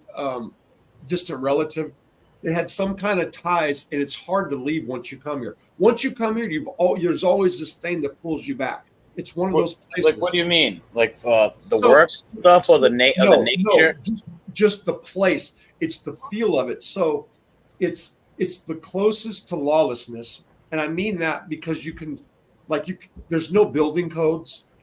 You can burn whatever you want except on burn band-aids. And I'm not I'm not trying to say like you can just be a criminal down here, blah, blah, blah. I'm saying there's a sense of freedom that you really don't get anywhere else too. And It's beautiful. It's beautiful. Like the mountains are right here. There's 3 mountains around me, you know? And it's just, the town is falling apart though. It's like dilapidated. Drugs have got it plagued. You know, everybody's, it's a bad meth problem back in here. That's everywhere, but this town's been hit hard. People in their 60s that would have turned me in for smoking a joint in the 90s are smoking meth now. That's the truth. What a shame. Yeah, and even the store, this Hugs and Biscuits place, I walked in it. Man, they've got it's all like the smoking accessories, you know. Oh yeah. And I mean, it's right there. And it was a trip because I got hit with meth in 1997. I got a life sentence, and it was nothing like this. I come out, and it's just like, what was that whole sentence for? You know what I mean? What was the whole thing for? Why even have those kind of laws? It doesn't make sense. It's just so overran. I'm not trying to say that I'm some legalizing. It's not. That's not where I'm at. But I question now because it's lost. Well, it's coming up here. We're getting it. Finally, the meth. You mean meth? It finally hit up here. I heard about some people using it about 7-8 months ago, and it's up here now. And now there's like, where I hear stories about like, a friend's cousin or something like that using it. It's up here now, but it wasn't for the longest time. Like we only had like opiate problems up here. Yeah, Vicodin, Percocet, heroin. The fentanyl's hitting really bad up here, and there's now a meth problem. It's a shame. yeah. We never had that growing up, meth over here. Never. It's so cheap. I just watched a documentary about it 2 days ago, like the whole how it began, like all the way through, But when they did those super labs, I guess in 2006 in Mexico, they've made it so fucking cheap. I mean, it's so many of the homeless people like have a bunch of quantity of drugs on them. Like there's people in homeless camps that have pounds and pounds on them. It's Is that because they're making it? They said when it was the shake and bake and people were making it, it wasn't as violent. Now that the cartels are involved, they said it's more violent in some of these like rural, like I want to say hip towns, but you know what I mean, like hayseed sort of towns. So it's not feasible. It doesn't make sense for people to even make shake and bake or anything anymore. Those days are done. It's so cheap coming from the cartels. I mean, it's so back in the day, I paid $3,000 for a pound, and I would make a minimum of $10,000 to $15,000. It was usually $15,000. Okay, and I mean that's just even turning it and just selling pounds. So now the difference would be it's like $1,000 a pound, and you would make max like $1,000. It's dirt cheap. You can be broke and have plenty of it. You know what I mean? That's How many of the people in the town you would say are using a percentage? Ooh, I don't know. So, look, I'll be honest. So I only knew like 2 or 3 people, right? And then after I went to rehab, and that was in December, and I came out, and when I relapsed, it was 58 days. So December the 6th. So let's just say the end of January. That was the first time I was around other people in town that used, and I know somebody who lives in a shack literally, and in the shack behind the shack there's an old rundown trailer, and this guy's been here forever. I went back. They had a fire lit. I was running from MARTA, whatever the fuck I was doing. Why I want to go to dilapidated trailers instead of being with her, I don't know. I have no idea, man. But I went in there. There's like 9 people there, and I was like surprised. I would say probably at least a good 60. I mean, I don't really I don't know like that. I'm not in that kind of loop. I know a couple people, but now I know because you can tell. You can see. By the way they look and stuff. It's sad. That really deteriorates people. It's amazing how you got off that. God bless you for it. Because they say that's one of the hardest drugs in the world to get off. Well, for me, it's I don't have like a drug of choice. I tell people. I've been saying for the longest, like I'm an opiate person now. So there was coke when I was a kid. There was a short run on meth, and then in prison it was opiates. And then I got out, and it was whatever. Alcohol first and foremost, but it's just whatever. And so Have you always been a drinker and always enjoyed drinking and stuff? That's been on and off. It's been on and off. You know, like if I remember when I was a kid, there was I probably didn't drink much from 19 to 22, you know, but then I did, and then I became like a real hard drinker in 95 back here. And then the That was just beer or hard liquor? whiskey, Oh, Jack out of the bottle. You well, know, they say that makes you very violent. Did you get in a lot of fights on that? no. It didn't to me. And I'm going to tell you something. You talked about violence. The meth has changed people from what it was before. So the first night I did something when I got out, and that was probably 4 months. So yeah, about 3 or 4 months after I got out, and I was drinking. Like I had violent thoughts, and I'm not like that. I've never ever been like that. My thing, honestly, on the whole method was sex. I was one of those. So sex, that's what it'll do to you too. You know, people will go lock themselves in hotel rooms for 3 days. You know, Wow, really? Yeah. Yes. So Are they putting fentanyl in that too? they are now. Wow. They are now. And cocaine and everything else. Coke's making a big comeback right now. Big. I seen it. There's busts in the news. But I was talking to one of my friends out of LA. He used to be the leader of a big Crip gang out there. And he was talking about it because we knew somebody in jail that was a Colombian. And they used to complain about the Mexicans all the time. Mexicans ruined their routes, screwed them, burned them. You know, we used to hear that all the time. So he was just telling me, he says, Coke's they got their routes back because that's what he told me, you know. Well, they say PCP was. I remember watching Terminator, and there's like, how did he punch through that window? He's like, he must have been on PCP. That's like formaldehyde. That was real big in California. Yeah. So I did it once in school, and I thought it was rock. So when I was 15, I was doing Coke, and I'd smoke it, freebase it. And I got kicked out of school. I got busted with weed. So I got kicked out of high school, and I went to loser school, continuation. And it was loser school for real. Like all the kids are sitting there smoking cigarettes in class, going outside, doing drugs. It was crazy. You know, the teacher just with their head down. So I come in late. I was surfing, and there's these two Mexican dudes, and they have a cigarette, and they're holding it up. That's how you smoke rock and cigarettes sometimes. And I took a hit. I'm like, hey, what's up? And they're like, you do this or something? And I said, yeah. I didn't know what they call it, wet. Wet out in California. Yes, wet.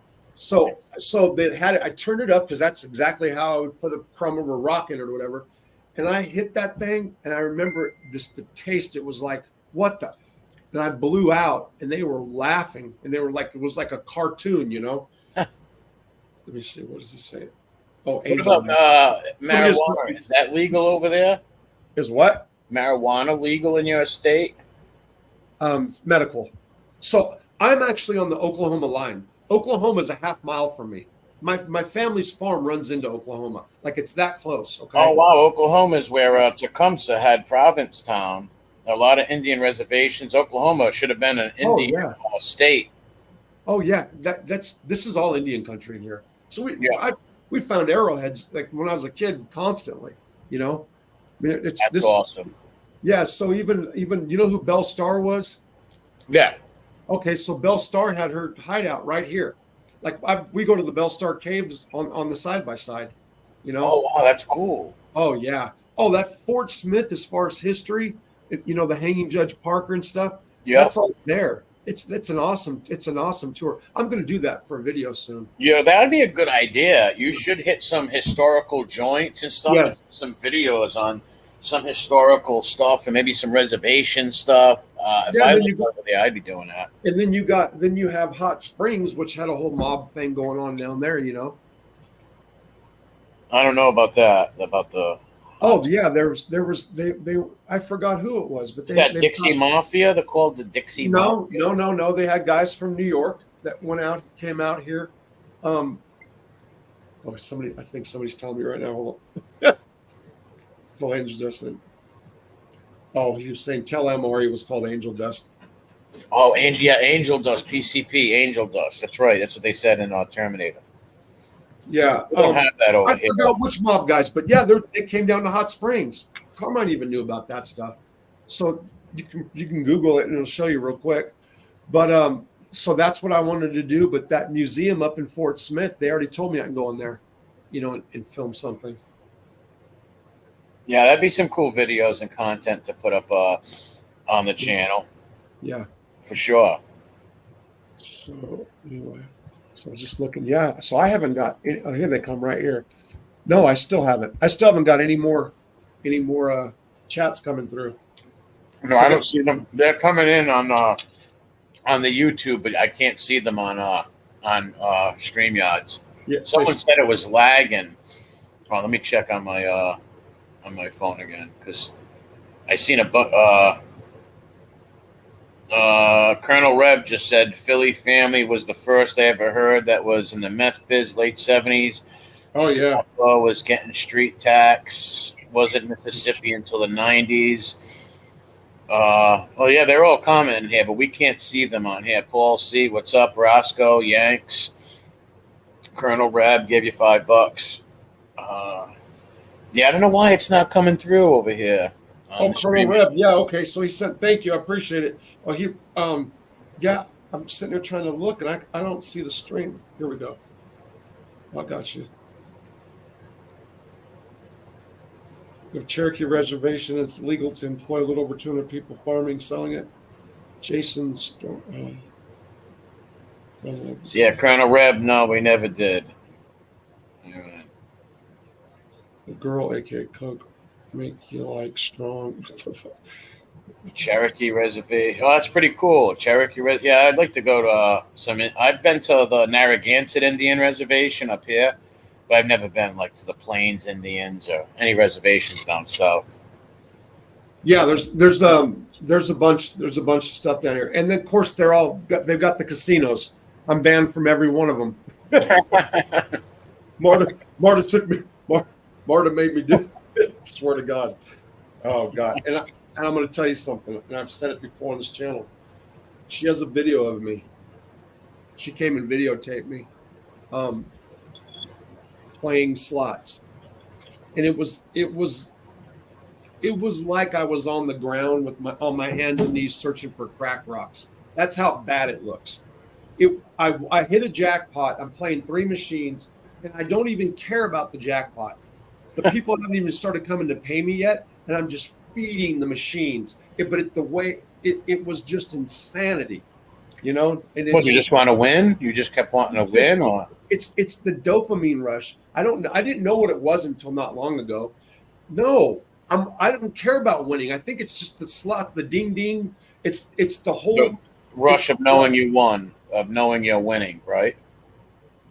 No, I'm addicted to losing, I think, in the long run. But I think what happens is you get dopamine rushes based off the bells or the anticipation of waiting. Yeah, that's true. I know some old ladies that believe that too. Yep. For sure. And I was told by a guy, he was from Connecticut. His name was Toke.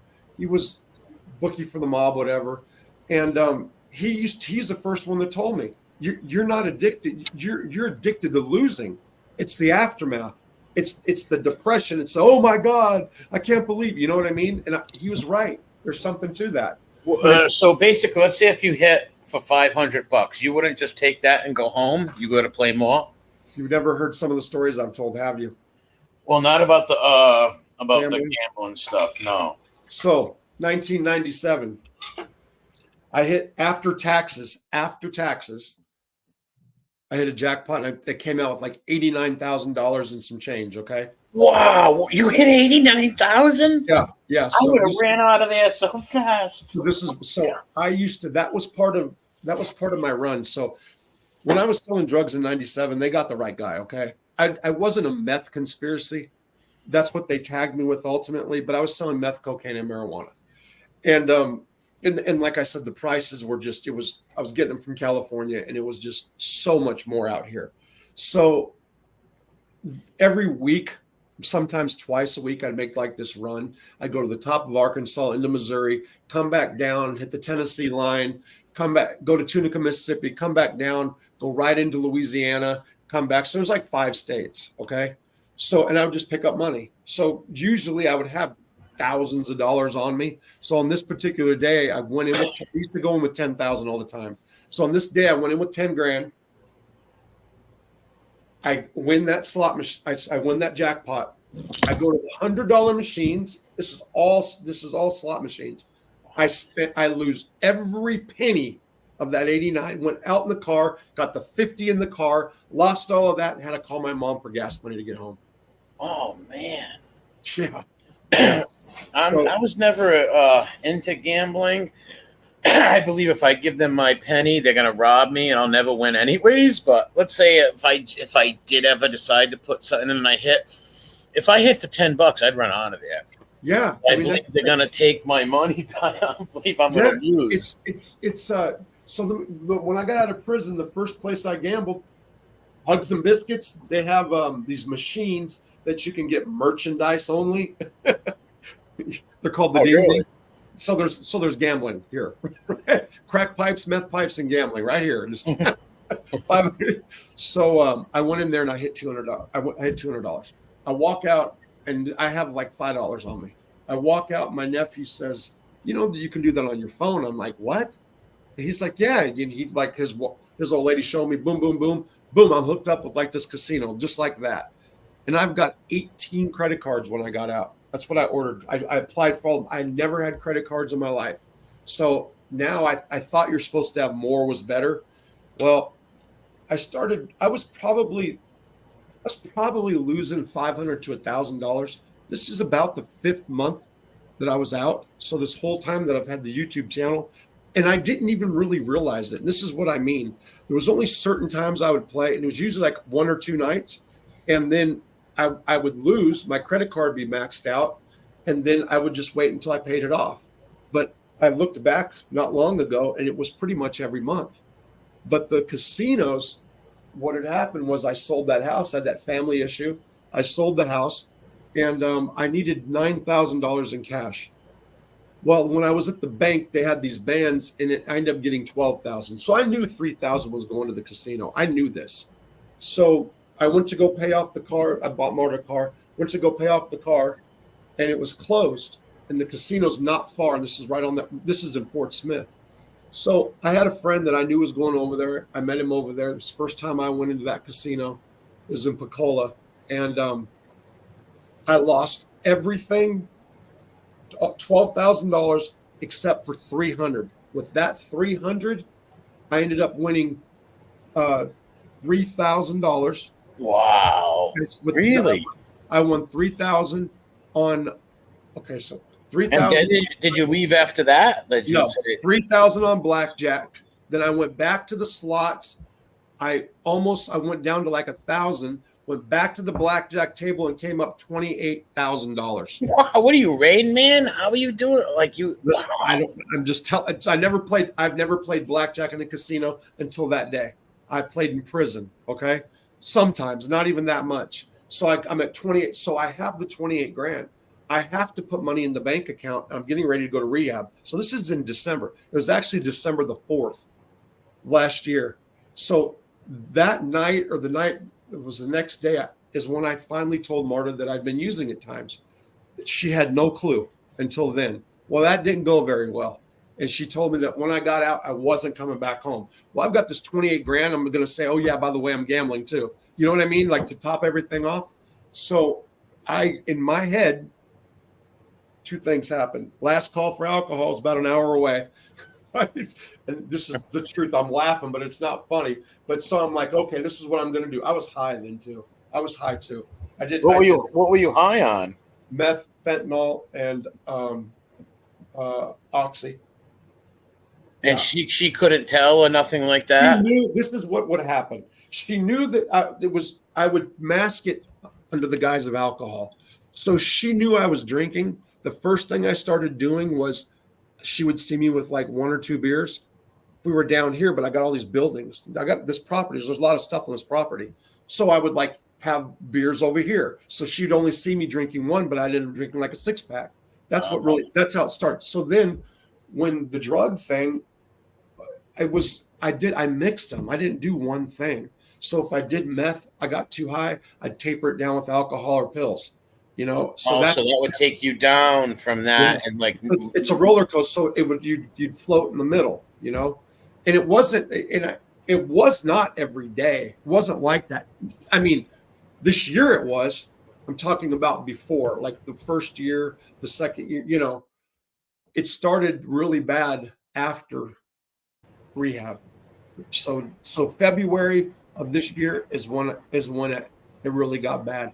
That's when I really went like MIA on YouTube. Um, that's when it was like balls to the wall for real. That's when it was. And I did go to AA and NA in the beginning. I loved the program. And then it was just once I relapsed, it was so much worse than anything that's ever happened. It was just, I mean, the amounts, it was just crazy. did you ever go back to the to like the, and you said it helped you, the NA and stuff? Yeah, I went back. No, I like the program. So the deal with the program right now. So right now I don't have a vehicle. Okay. So right now I'm at rock bottom. I'm building back up. Okay. Gotcha. So I'm gonna have a vehicle. So forget about what just happened. I'm getting one soon. And so Angel hooked me up with somebody. I don't know if you know who he is. I'm not going to say his name right now. Angel hooked me up with somebody that's taking care of me. That's loaning. He was loaning me money last year. Okay. Okay. So, and I was paying him back. He never asked any questions. And I was paying him back every time. So now he knows the situation I'm in. He's helping me a lot. So I'm really grateful for Angel for that. I mean, that's Yeah. what she's God brought. bless. Yeah, for sure. Anyway, so the deal with the program right now is I'm not able to. When I got to get there at all the time because you're having a ride situation, right? even if I go to work in the chicken factory, for example, the time is not it's not going to work out because that is a 10 to 12 hour 10 hours to 12 hours a night, 6 nights a week. Okay. Oh wow. So the plan was I was going to live with Marta. That's how it all, I was living up there. So after this time, when I left this time, I knew that this was different. Okay. So I didn't anticipate the car situation and all that, but I knew when I left that we were going to either get divorced or this is going to be a long time. This isn't going to be like before. So, I was just getting a sponsor. I was changing sponsors. I was starting to go to the meetings, and then whatever happened between us happened. Does the sponsor help? Do they help? Like, and if you've got a good one, talk to them and stuff. If you've got a good one, and I did have one, but he wasn't for me. And even Marta said he wasn't for me. He was an alcoholic only, very little drugs. Most people in AA nowadays, they're all it's drugs, alcohol, whatever. They just say alcohol in AA. But and I don't like NA because NA is like, there's too much war stories and stuff. And that's a good place to go if you want to get laid or if you want to hook up or if you want to sell dope. Is NA? Really? Yes, for sure.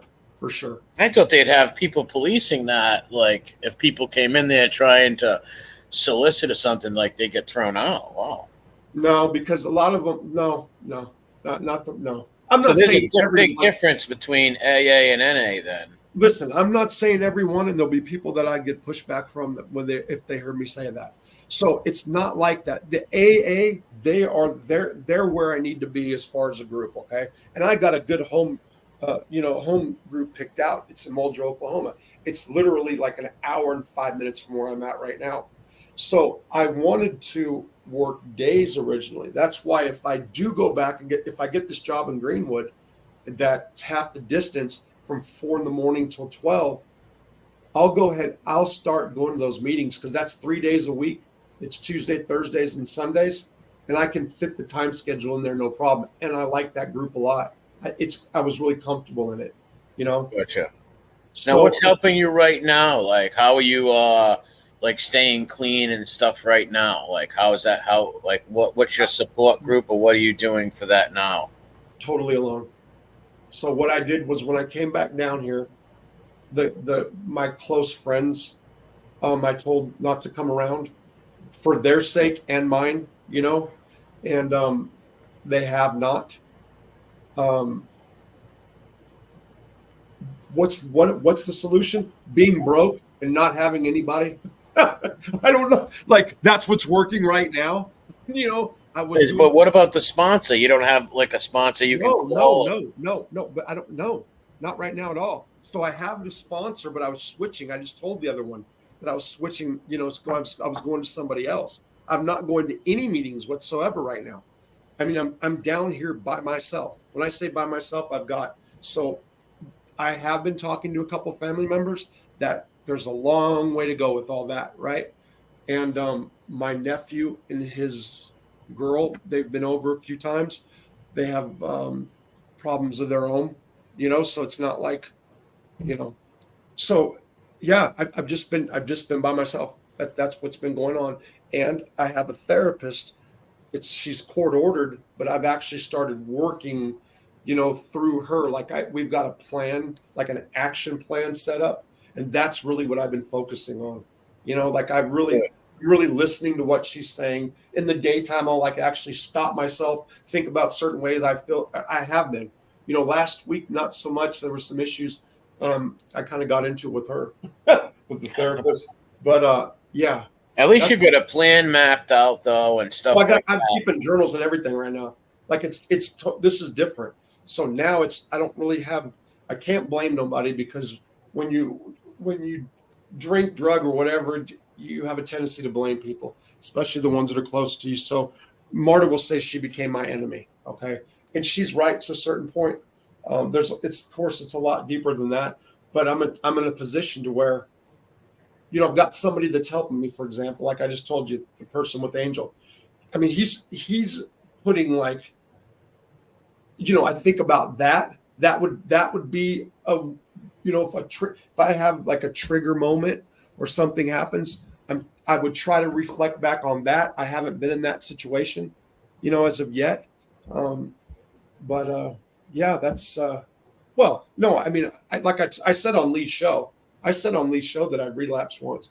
So, I mean, I made that clear. That's why I didn't want him to run it, because they all were aware of it, but nobody's decided anything at that time. You know what I mean? Gotcha. So that's why I wanted him to hold. And I was candid about what I did. I told him, I said point blank. So that's what you were nervous about, that them hearing that you didn't want that out. Yeah, and like I said, it's not that they didn't know; they knew, but they were making decisions on it. They want me to go into transitional living. They want me in Fort Smith. When I say they, everybody from the therapist to probation and Marta, they all want me there, and then they want me to go to transitional living for a year to 18 months. And you know what? I'm not opposed to it. The problem is this house. I'm not going to lose this house. And I'm literally basically, if you go to this program that they want you to go to, you're going to lose your home. Listen, I mean, maybe that guy he might sit there. Maybe he would come in and he would, do a payment, but I got to pay that back.